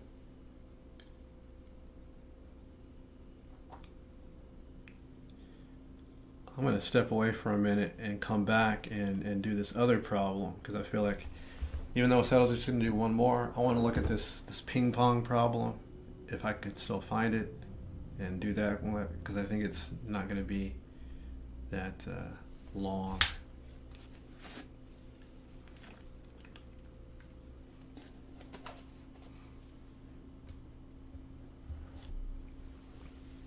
That's pretty cool. I mean, this is pretty cool.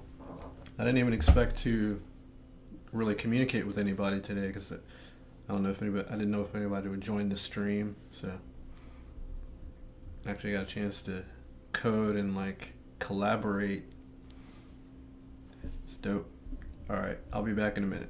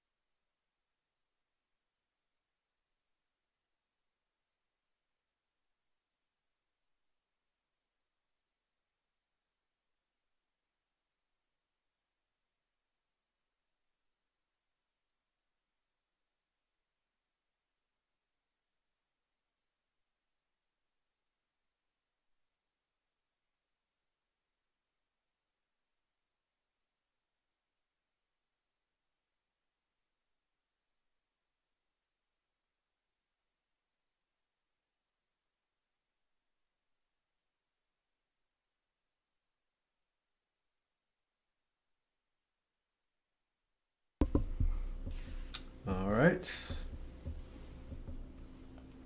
I'm back in here. If other people are. Let's go, let's go.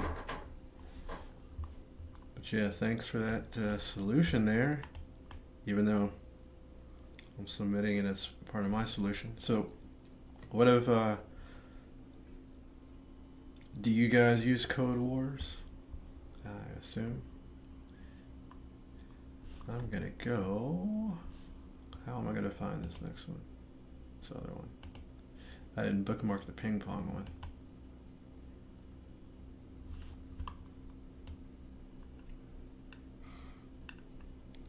This is live TV, folks.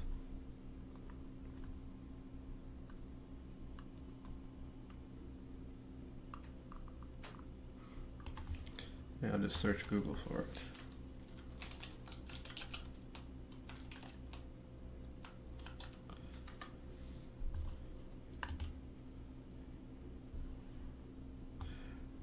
Ping pong.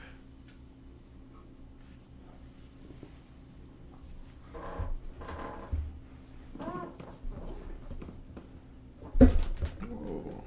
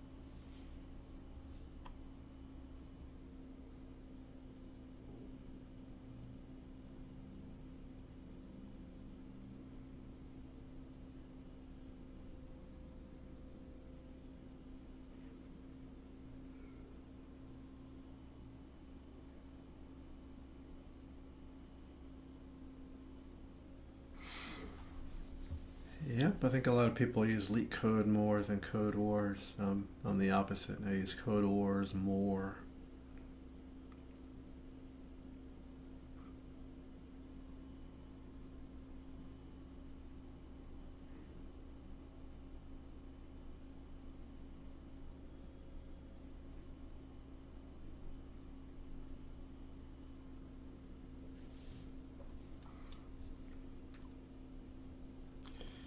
Same player must serve and win the rally.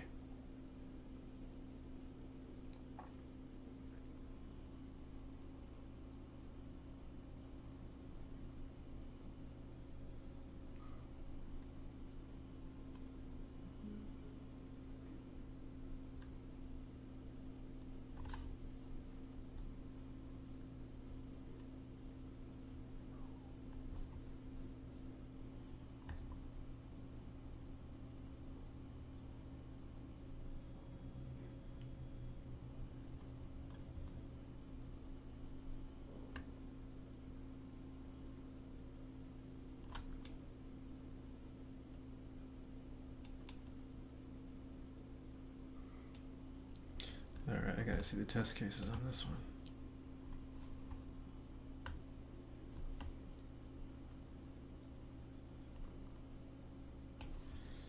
So ping pong, pong served a bad shot, which means that I guess ping had that point.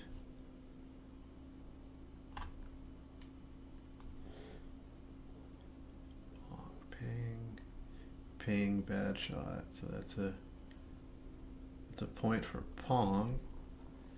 Then ping pong. That's a point for ping, I think.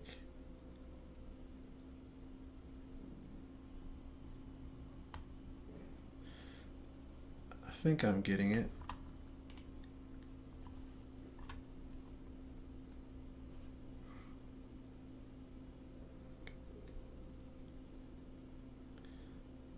Here, pong, ping.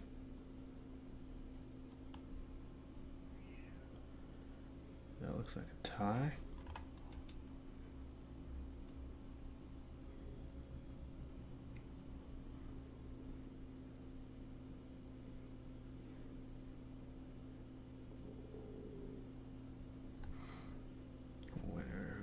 hit the final bad shot.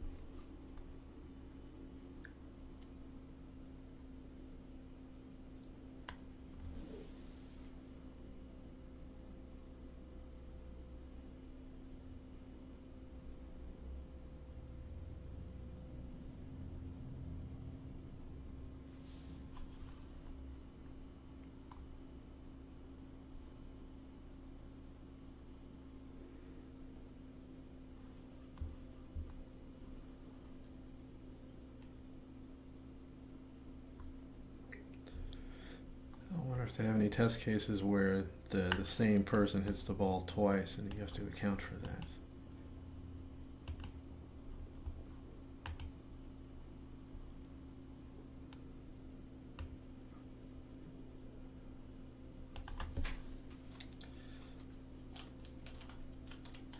I'm going to cheat a little bit and look at the other test cases, because like if you do this and you run the attempt, it'll allow you to see what else they're testing for.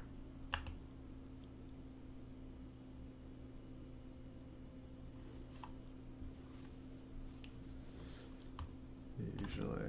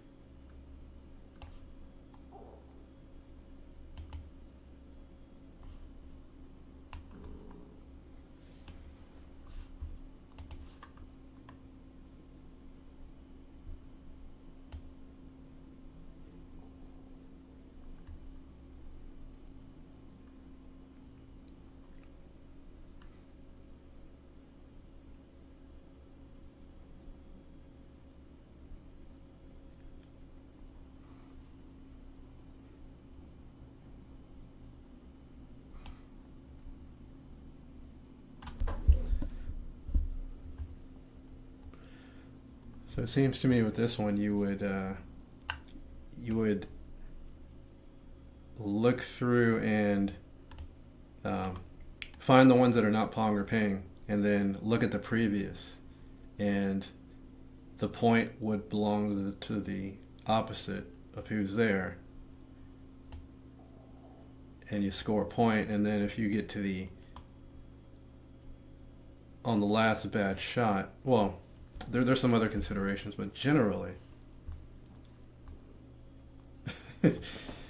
18 days of study for Google's interview.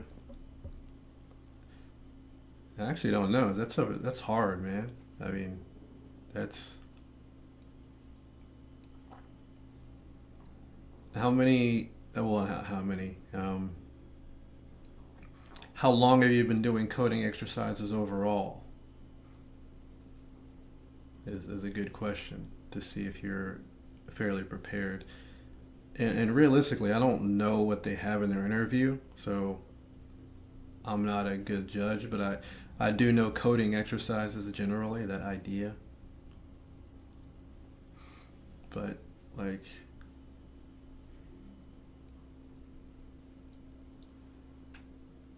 I'm sure it's a hard road. But anyway, with this one, I feel like it's looking at the. You could really just well, this is Java, yeah. You could take this and split it into a string array.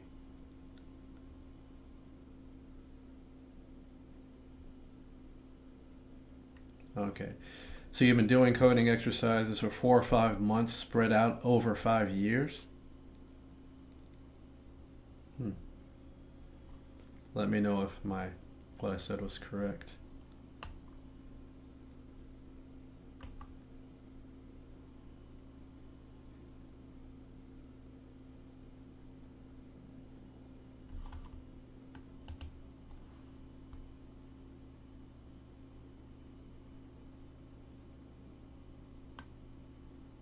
Trees.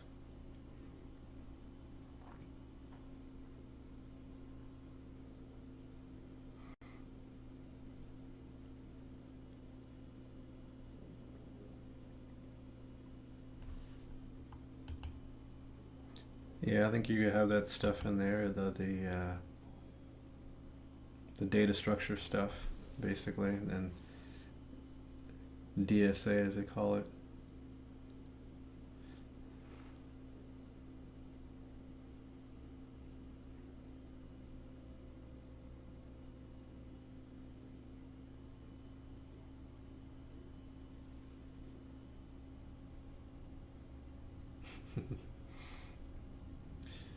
Yeah, 18 days is not a lot of time.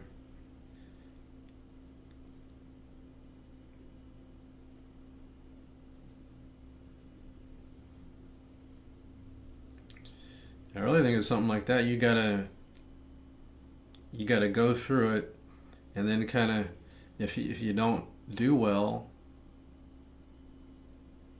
learn from the experience. Like, because once you go through it, you know the kind of stuff they're asking for.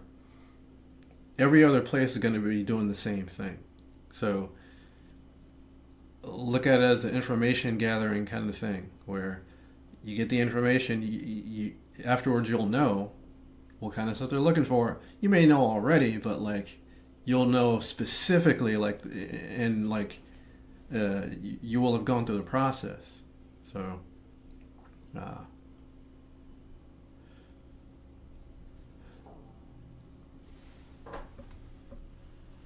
because yeah, going through that and not doing well, that's not the end. You can, try again somewhere else, and there's a lot of other places to work. So if you don't get this one, you've got more information for the next one. And if you don't do well on this one, you're going to do well on the next one, because you're going to have the experience and understand what places are looking for specifically, and be able to take that into the next thing.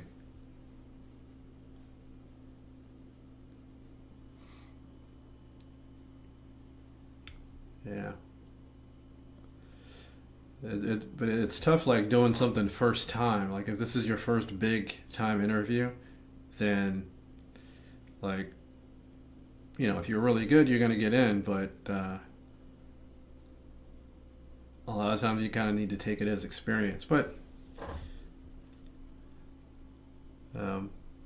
you can always take this as experience and then get better for perhaps you can do it again. And I'm not just like looking at it like you're going to fail or whatever, but you gotta look at both sides of the coin, I guess.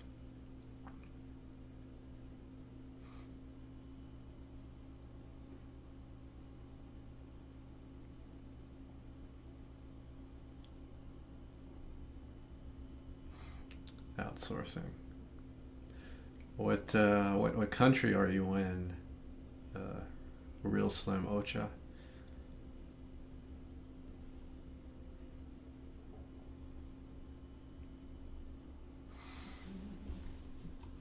I think I'm gonna try to do this one.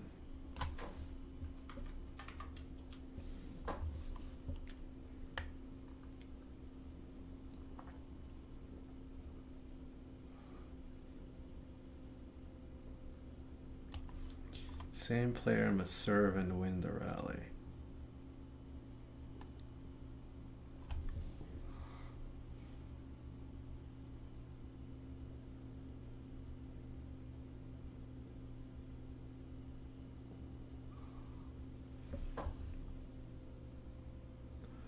Romania? That is cool. I'm from the United States, yeah. In case you didn't know.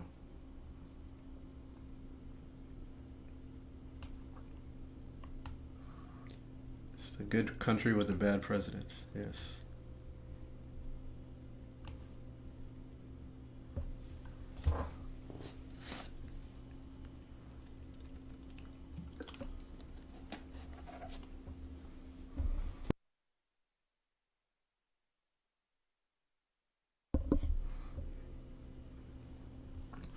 I'm actually not sure about this one. I feel like it's just you go and you look back, but it can't be that simple. If you just look at the previous one and do the opposite.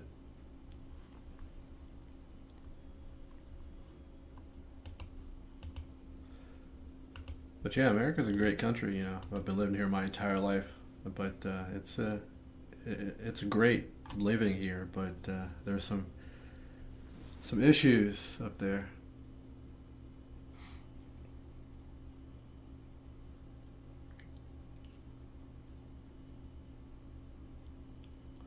Like Dave Chappelle said, the famous comedian, if you guys know of him, we're gonna ride this orange sucker out. That's what he says. Like, actually, wait him out, because most people are younger than he is, so we're gonna kind of see, you know. We'll wait him out.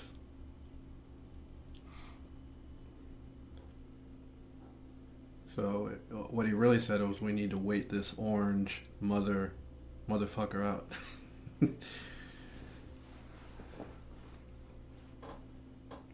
But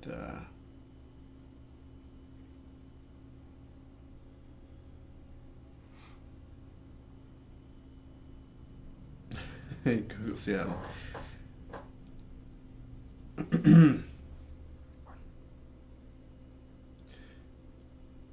Yeah, I've actually heard Seattle has some problems. Like, there's a lot of crime there, so like, maybe for other reasons not choosing Seattle. I know a woman that lives in Seattle, and she's going through some stuff there. So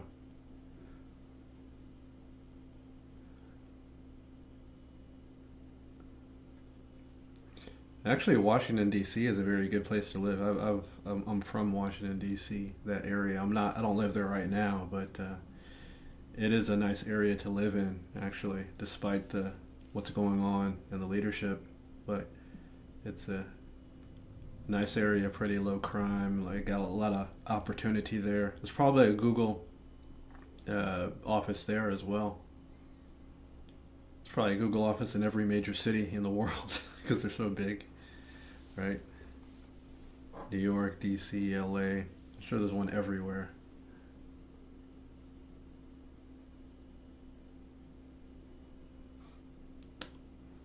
Probably at some point, Google will be the only company. Like, there'll be one company in the world that'll be Google for everything, or one of these big companies will take over everything, where it's just going to be one company, one store, one online marketplace, a real monopoly worldwide.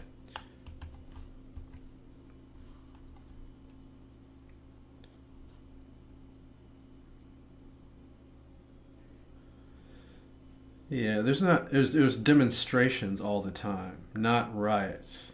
So it's not like, you know, riots are violent, and, you know, people are dying, whatnot. Like, it's more like protests are common, yes, in the United States, but not riots. Riots are few and far between. So yeah, and the protests are generally safe. Generally, protesters are ignored, but in rare occasions, you have violence here or there, but it is not a common thing generally in the United States. It's more, we have protests on the weekends, and usually nothing happens. other than those cases that you hear about where, people are getting shot or whatever, but it's not common.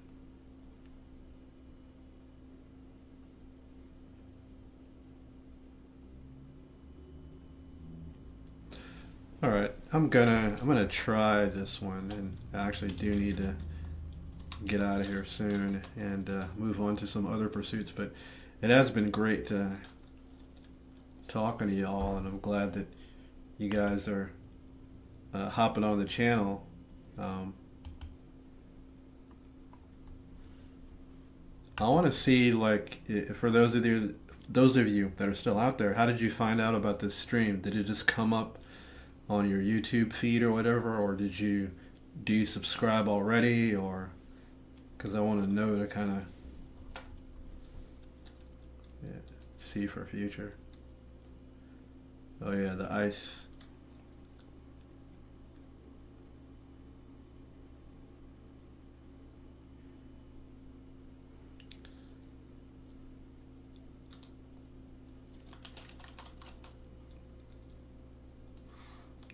Alright, we're going to do a split. I'm going to split by the dash.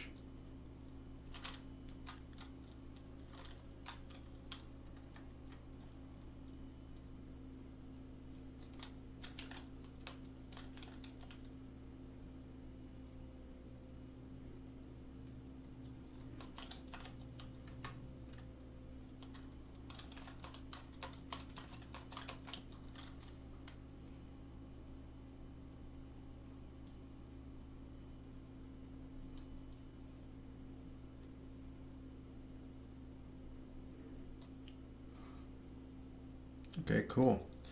So just popping into the feed. Awesome.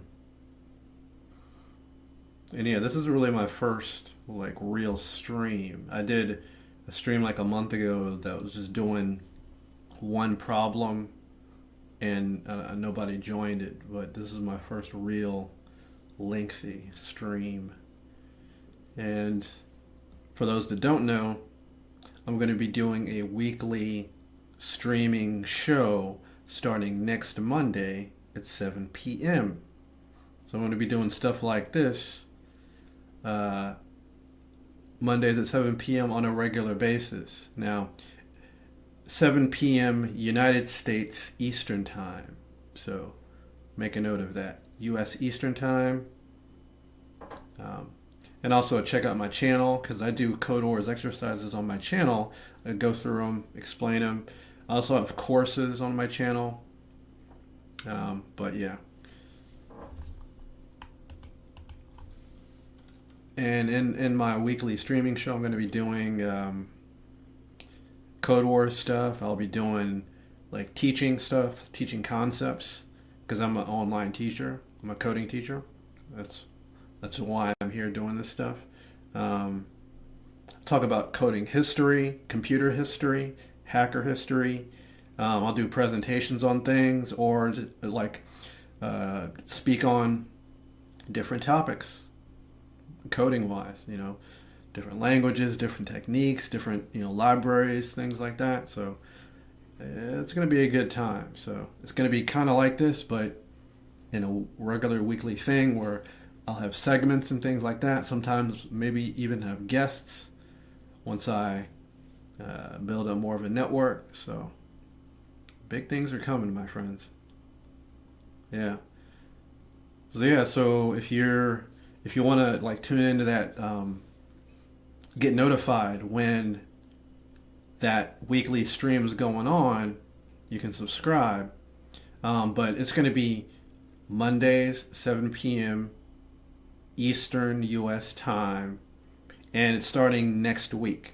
So not this Monday. Obviously, it's Monday here right now. You may be on the next day or something if you're in a different country, but right now in the U.S. it's Monday at about 2 p.m. I'm starting my weekly stream next week, March 9th, 7 p.m. And after that, once a week, I'll probably do at least an hour for every stream, and We're gonna talk code, talk shit, and like uh, I'll present, I'll teach, I'll get tips and pointers from you guys. It's gonna be cool. Yeah. And I'm also going to all the streams are going to be saved. So if you can't catch it, you can watch it, after the fact, recorded.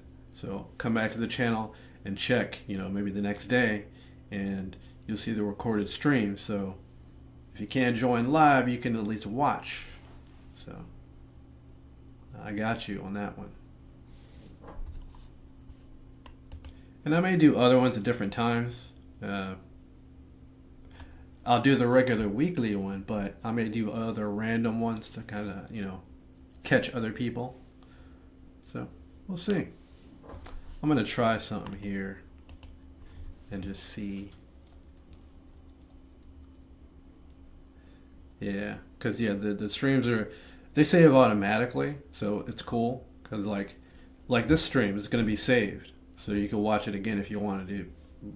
I don't know why I'm not going to say that. Every stream that's done is saved automatically in YouTube. So like, it'll be right there in I think there's like a live section for a certain channel. You'll be able to see it. And actually, let's check that out. I'll just go to my channel.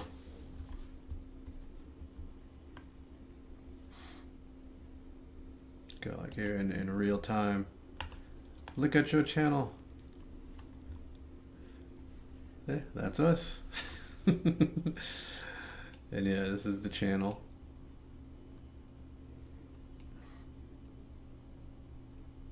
And if you go to the live part, yeah, you'll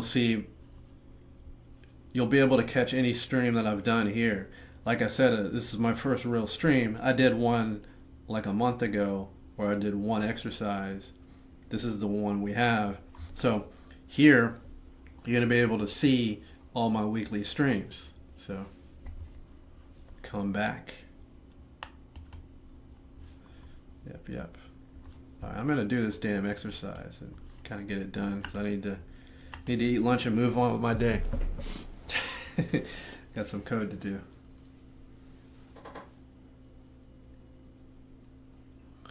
What is backseat coding? What do you mean? Like, tell me what I should do? Yeah, I mean, that's fine. Like, if you're seeing something like you got an idea, yeah, point it out to me. We've already been through that, actually. We had a guy helping me on the last one. He gave me a pretty good solution, and then another guy helped me on another one. So I've been using other people's code. Like, this can be a collaboration, but I'm going to try it myself. But if you chime in, if you got something.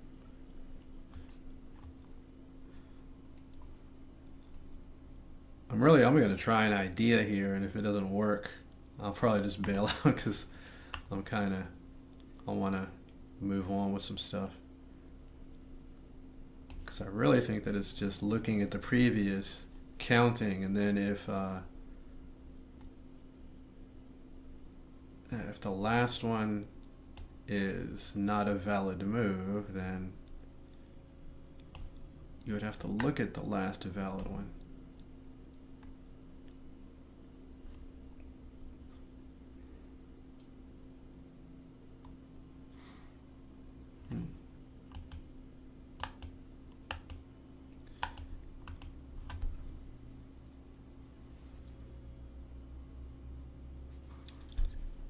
But when you land on one, it may not be the previous one that is the proper move, but for each one, you go back, and then that could just be handled with an if. Yeah. On the notes.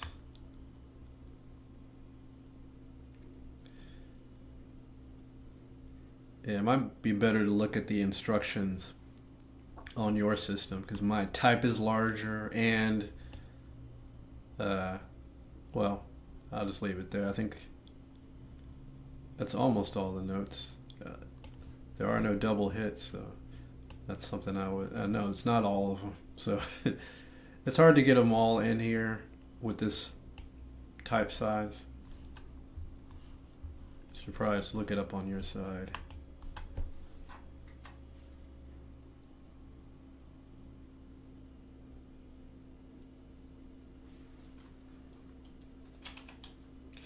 Because yeah, if I make the type smaller, you guys aren't going to be able to see it. Um, I'll be able to see it, but like depending on what device you're on, it'll be too small.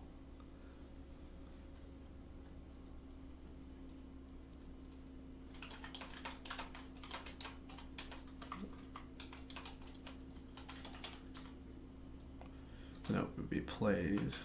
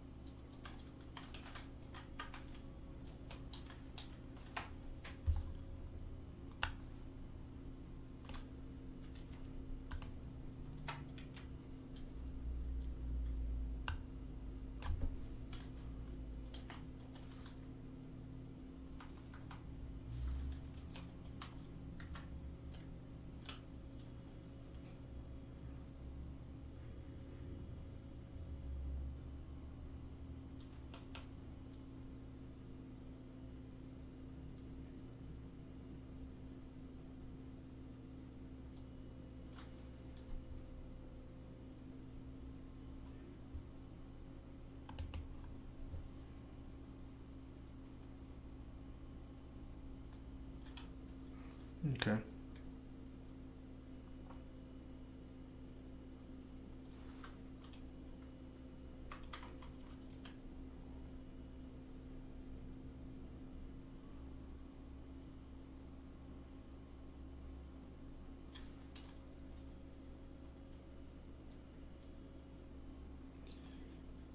So you're probably not going to have a bad move be the only move, I'm assuming. So I should be able to look at the previous.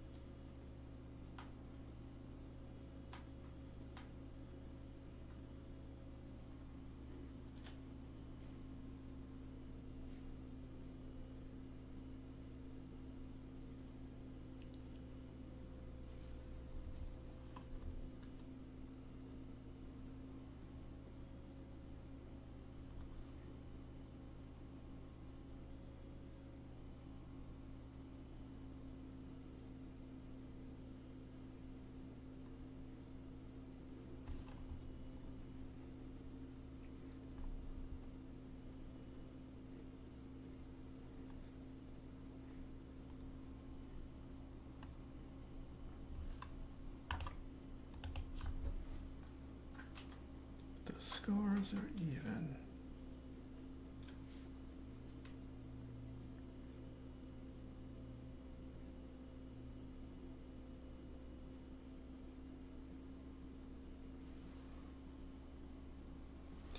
scores are even, the winner is the player who did not hit the final bad shot.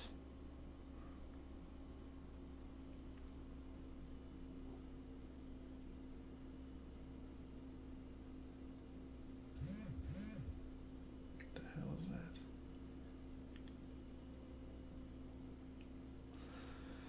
Yeah, I guess a simple thing would be you could loop backwards and find the last one, but there's a better way, I'm sure.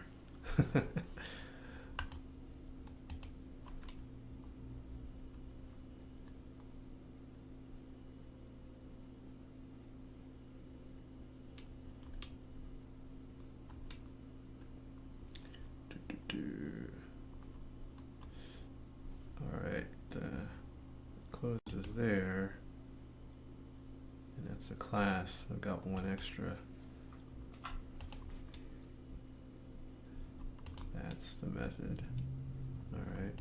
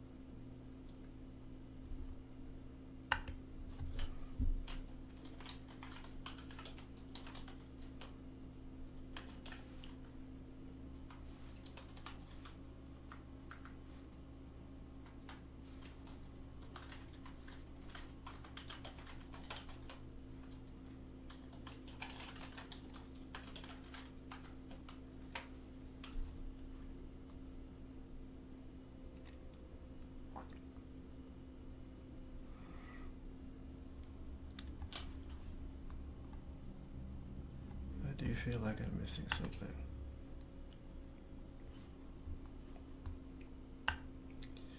In the file by parsing. So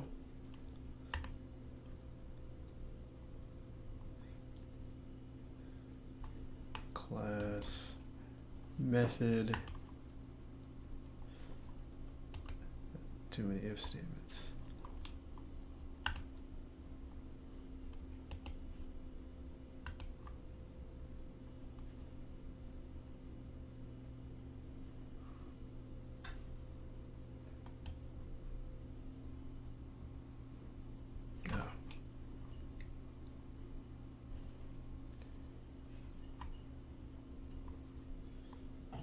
Doesn't belong there.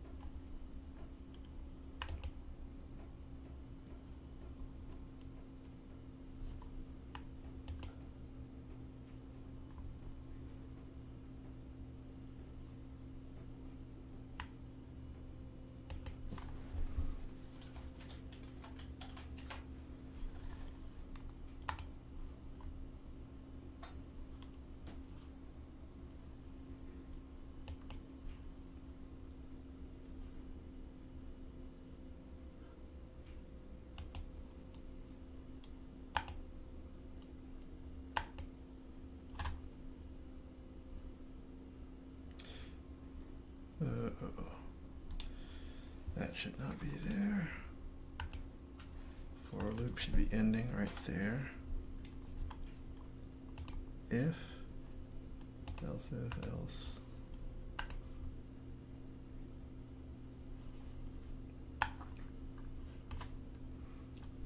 So I think all the code paths are not returning a value, something like that.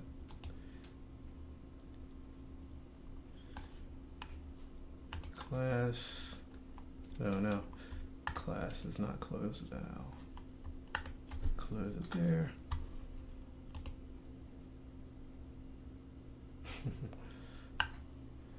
Missing return statements.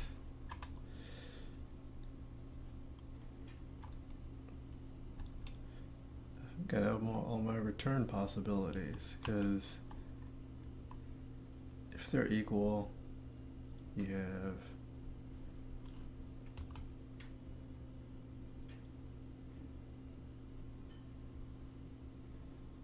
if it equals ping or that.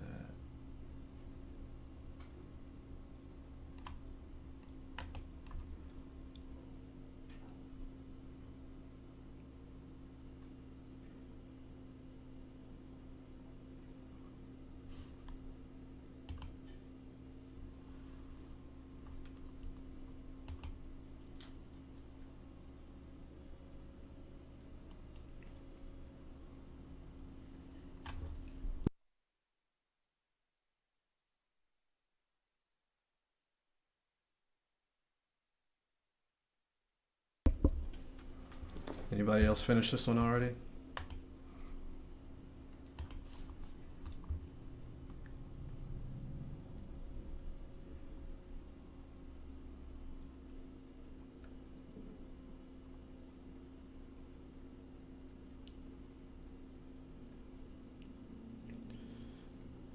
Actually, this logic isn't right.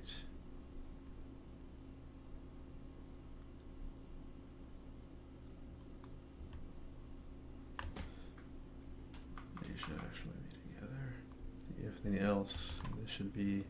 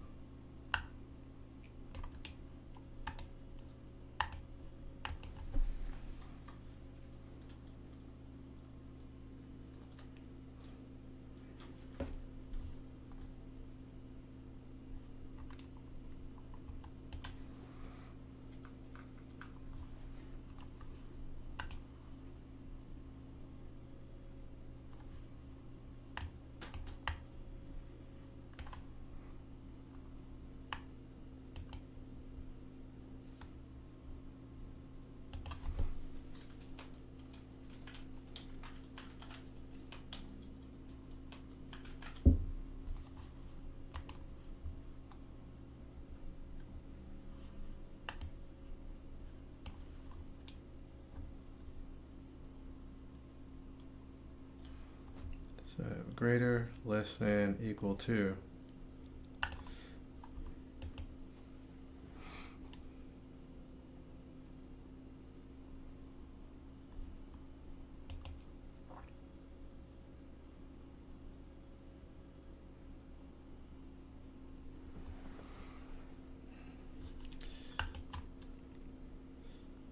So yeah, I guess I need to code for an unreachable situation, I think.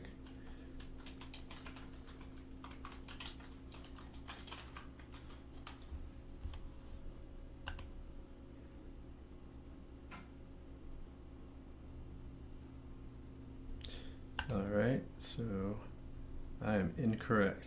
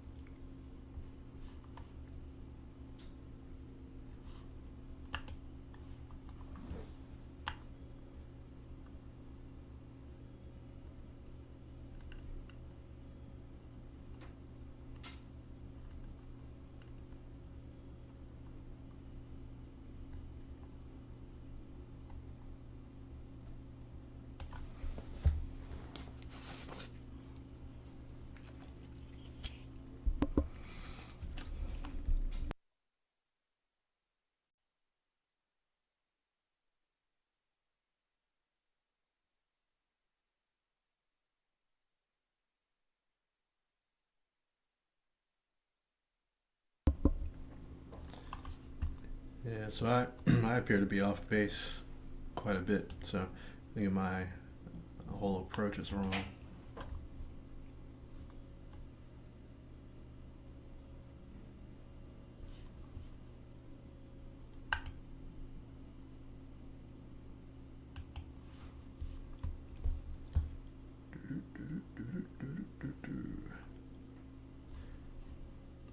So my idea is like looking at the previous. When you find one that's not pong or ping, look at the last one, and the point will go to the opposite of the last one.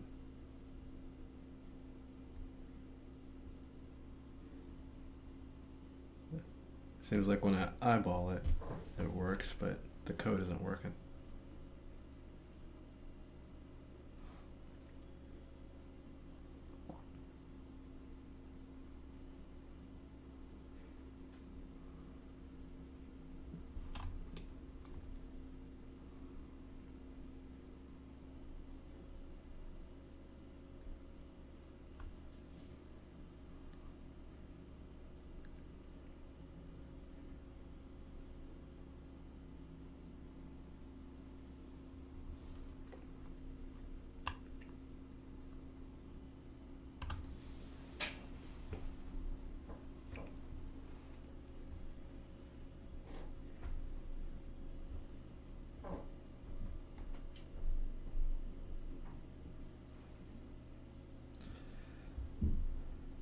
So it looks like one of you got it. So real slim ocho.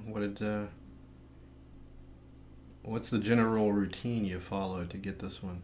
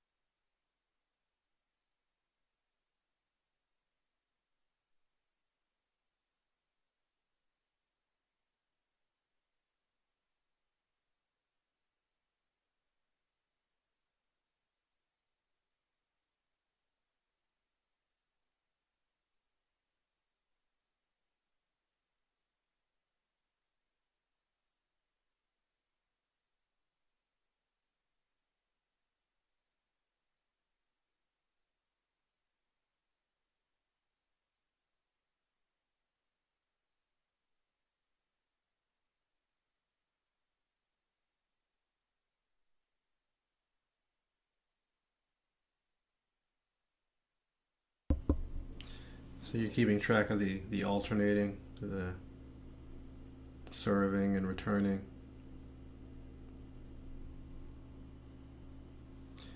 Yeah, I didn't think you had to do that, so, but it looks like maybe you do.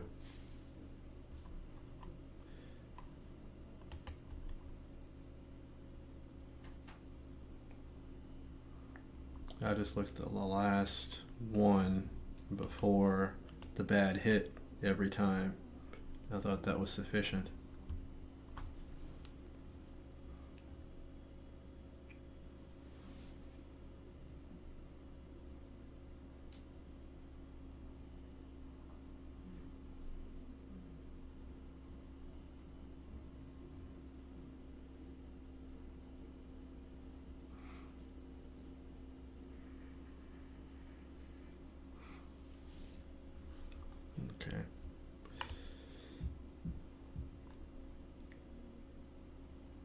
Really, it probably looks similar in JavaScript because it's really going to be loops and counting and if and else perhaps.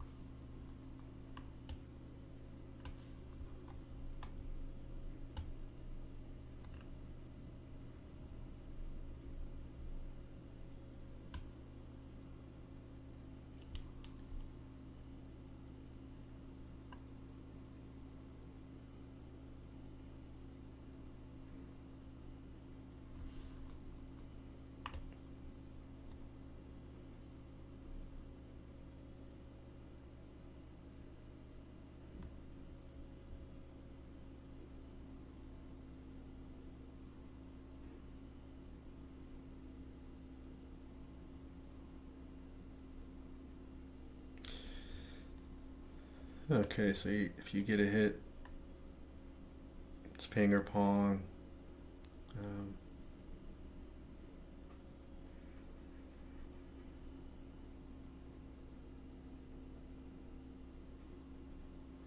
so once you get a hit, are you then looking at um,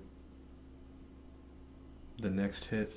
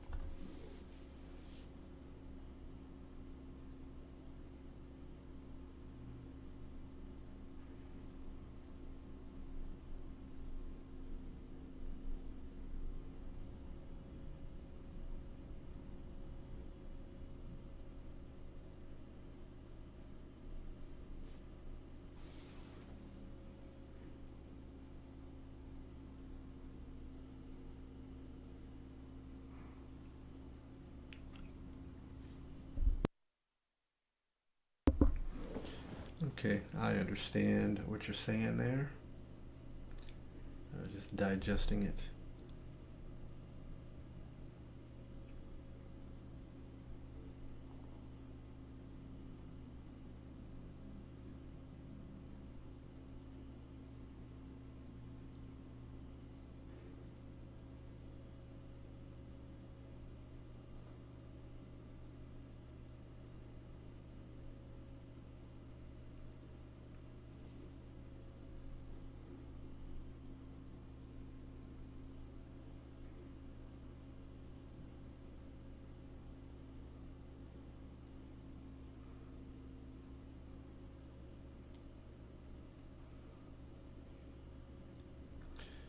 So then what do you do when the rally ends?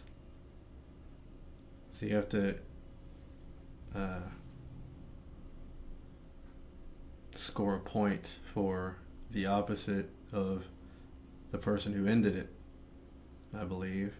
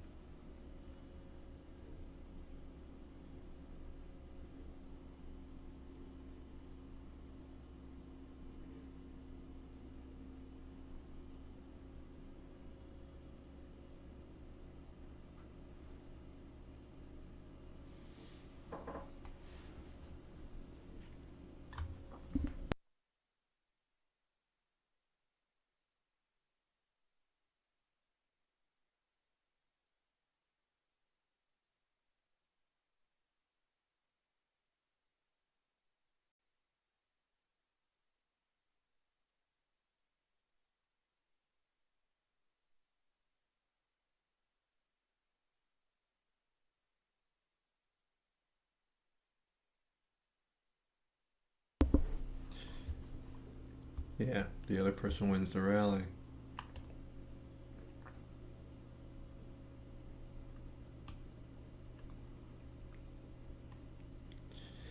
So that's why I went through. I'm just checking for the ends of the rallies, and that's it.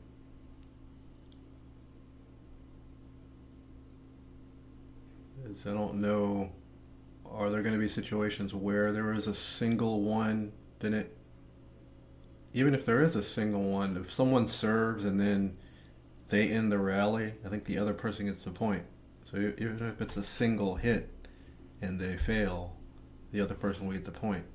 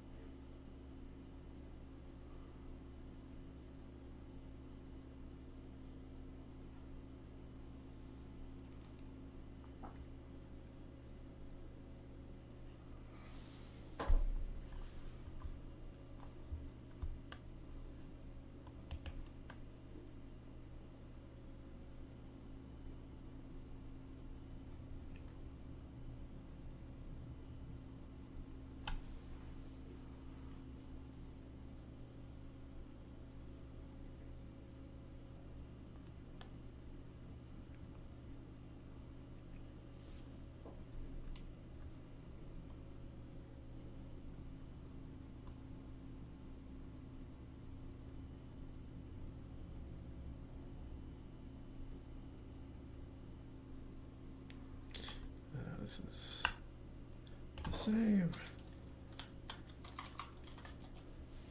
It's pawn or pawn.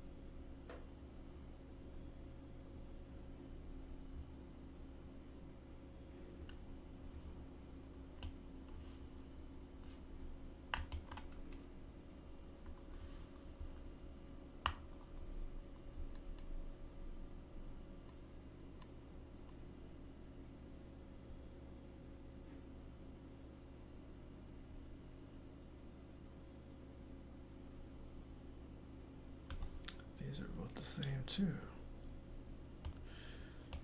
Bad results.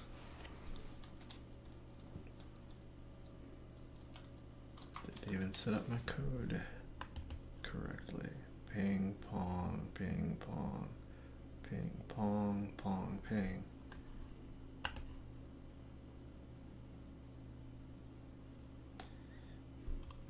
Well, I figured I had the right premise.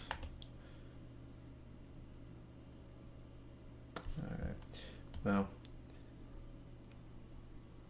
let's see here.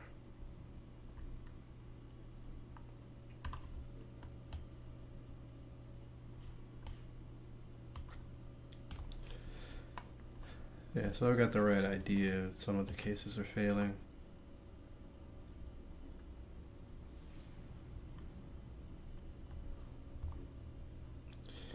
Yeah, this ends up being a pretty good problem. Like I initially looked at it, it seemed really easy, and not that it's not that it's really difficult, but it's like it takes some meticulousness, if that's the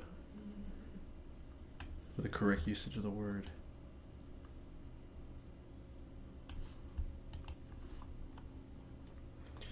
So the draws work, and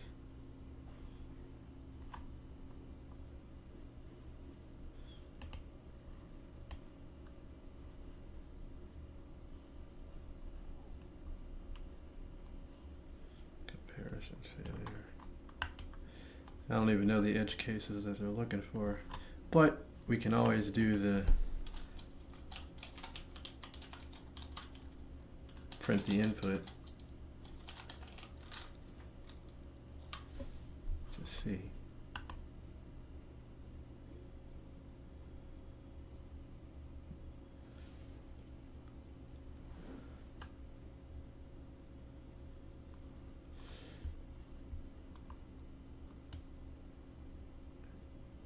Yeah, but and yeah, I do check for I or look at I negative I minus one, but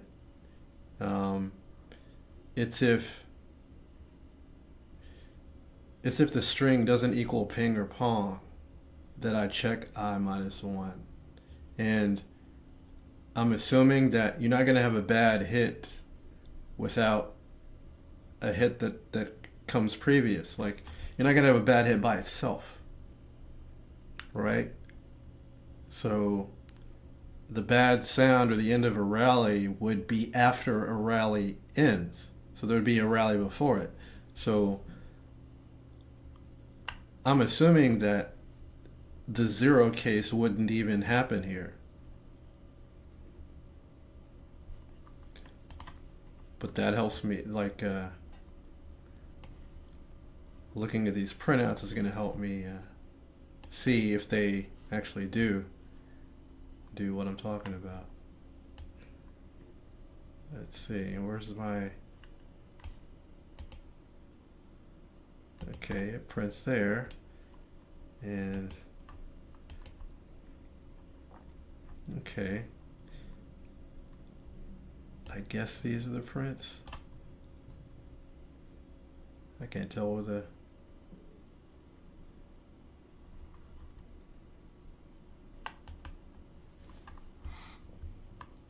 But yeah, I think starting I at 0 shouldn't be an issue, and it doesn't look like it is for these ones that are failing.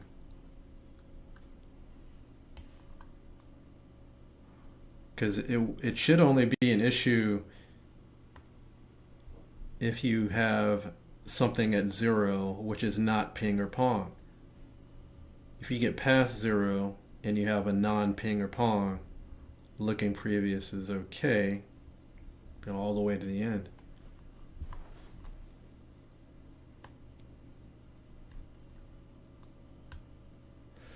But of course I could just simply change it, but it shouldn't affect any outcome, actually.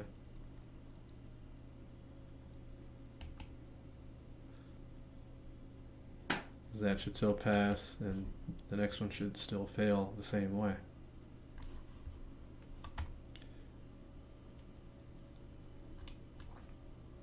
It's the randoms and the edge cases. I'll look at one of these edge cases. Let's see. Ping pong, A. Alright, what's the issue here? Ping pong, then you have the end. Ping pong, ping, then you have the end. I feel like I'm catching that. This would be a point for ping, and then a point for pong, so it should be a draw, I think. It's a draw, and then ping hit the bad shot, so it would be pong, that's actually my logic there, but it's wrong logic. So there's some part of my logic that I have here that is not conforming to what they want. Because my thought is, this is a point for ping. I think this is a point for pong. So then they're even.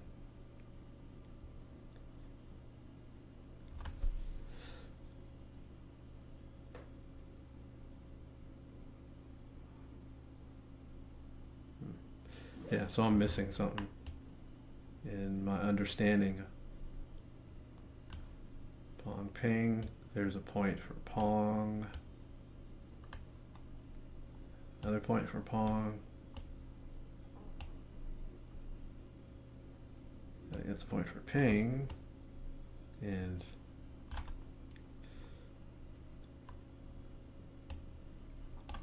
yeah, I don't know if I got these two right or wrong, because it just has a expected at the bottom.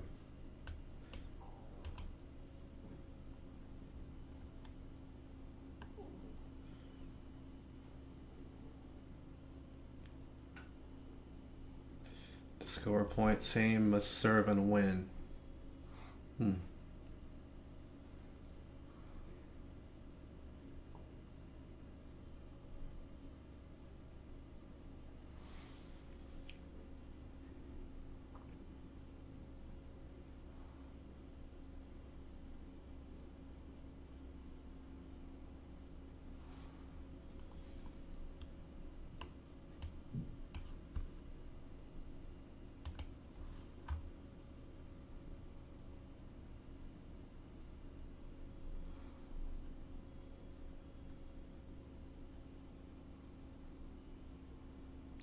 Serve and win.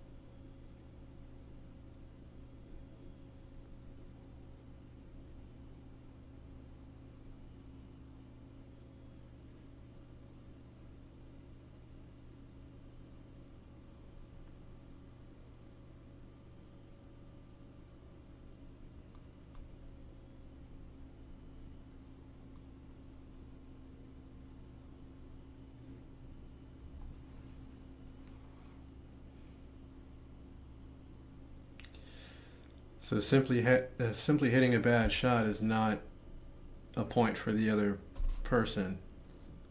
It's you have to serve and the other person has to hit a bad shot.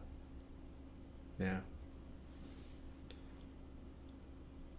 And because I'm not checking for serving at all, that's my miss here. So it almost works, but it doesn't. So I have to add checking for serving, like you did. Yeah. Thought I could get away with it. I almost did, but I did not. It gets through the easy test cases, but it does not get through all of them, as y'all are telling me. Yeah.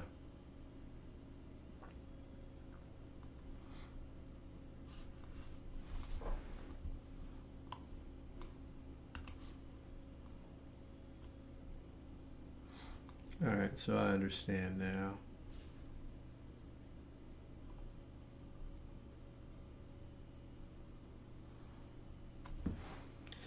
And what I want to do in this situation is find a way to get the server without tracking it like closely to the letter, sort of.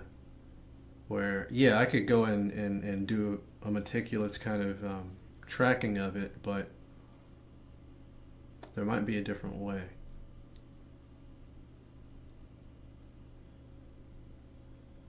Where I can see like so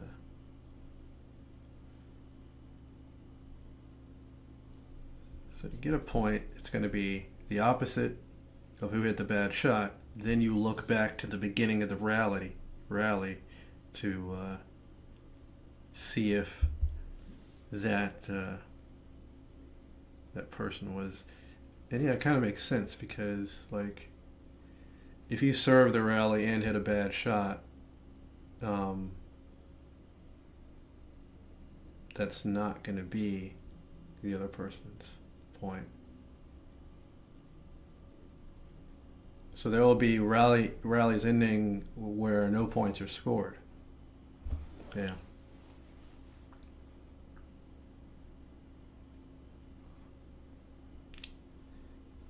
I get it now.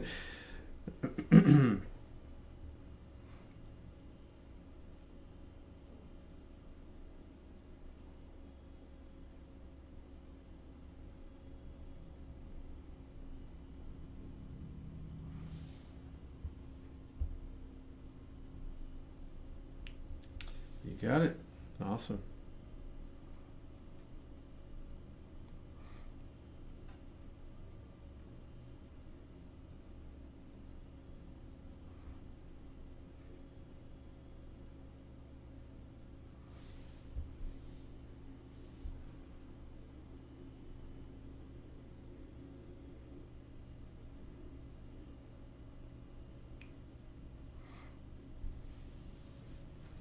Yeah, a lot of cases to check out.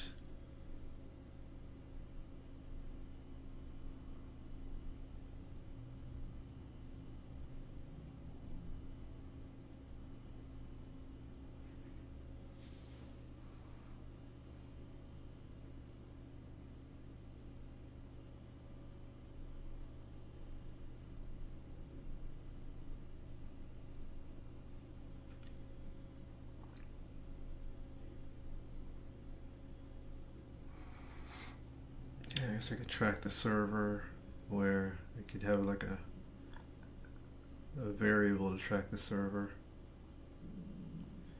Start at the beginning with like index 0, and then every time the rally resets,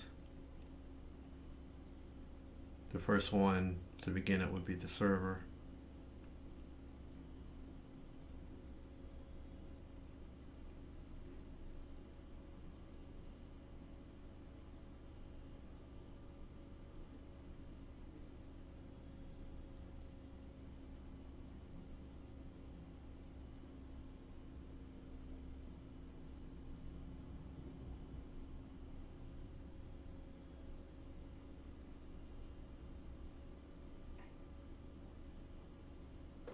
Yeah. It's good that you were both able to get it.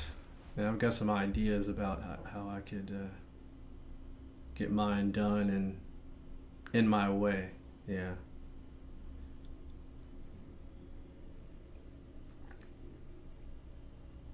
Because I think you can always start with the server being index 0. Start there, and then at the end of the rally, you would reset the server the next time ping or pong is there, unless you're at the end. And then at the end of the rally, you compare the server to the person who ended the rally, determine if there's a point, and yeah.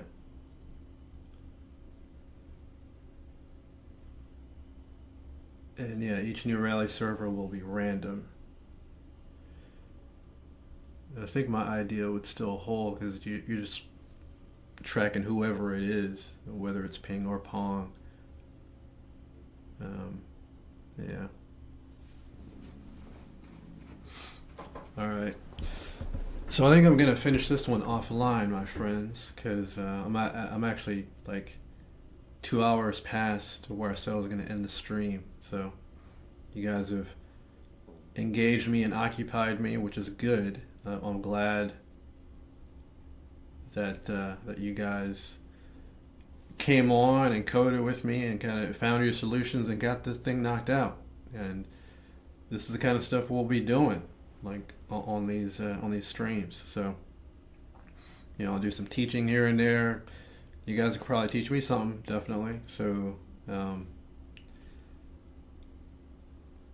is cool. Yeah, like a very spontaneous kind of. It's this dude here coding, and now we've worked on the Code Wars exercise together. So that's cool. Yeah.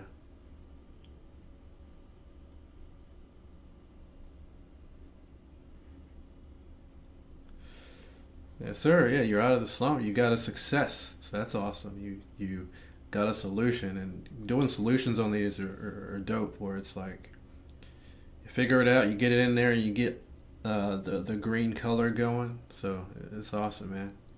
Yeah. Yeah. Yes, sir. Good luck with your studying, Real Slim, and Ani. I'll see you again, I'm sure. But yeah, I'll end it here. But I'm gonna do this, and I'll probably finish it. I'm gonna do a video on my solution eventually and upload that just so it can be seen. But you already got it, so you know, all good for you. So, all right, my friends, I'm out of here, and you'll definitely see me again next Monday, if not before. And hit me up on social media, Facebook, all that. My information is on the channel, so you'll see. Take it easy.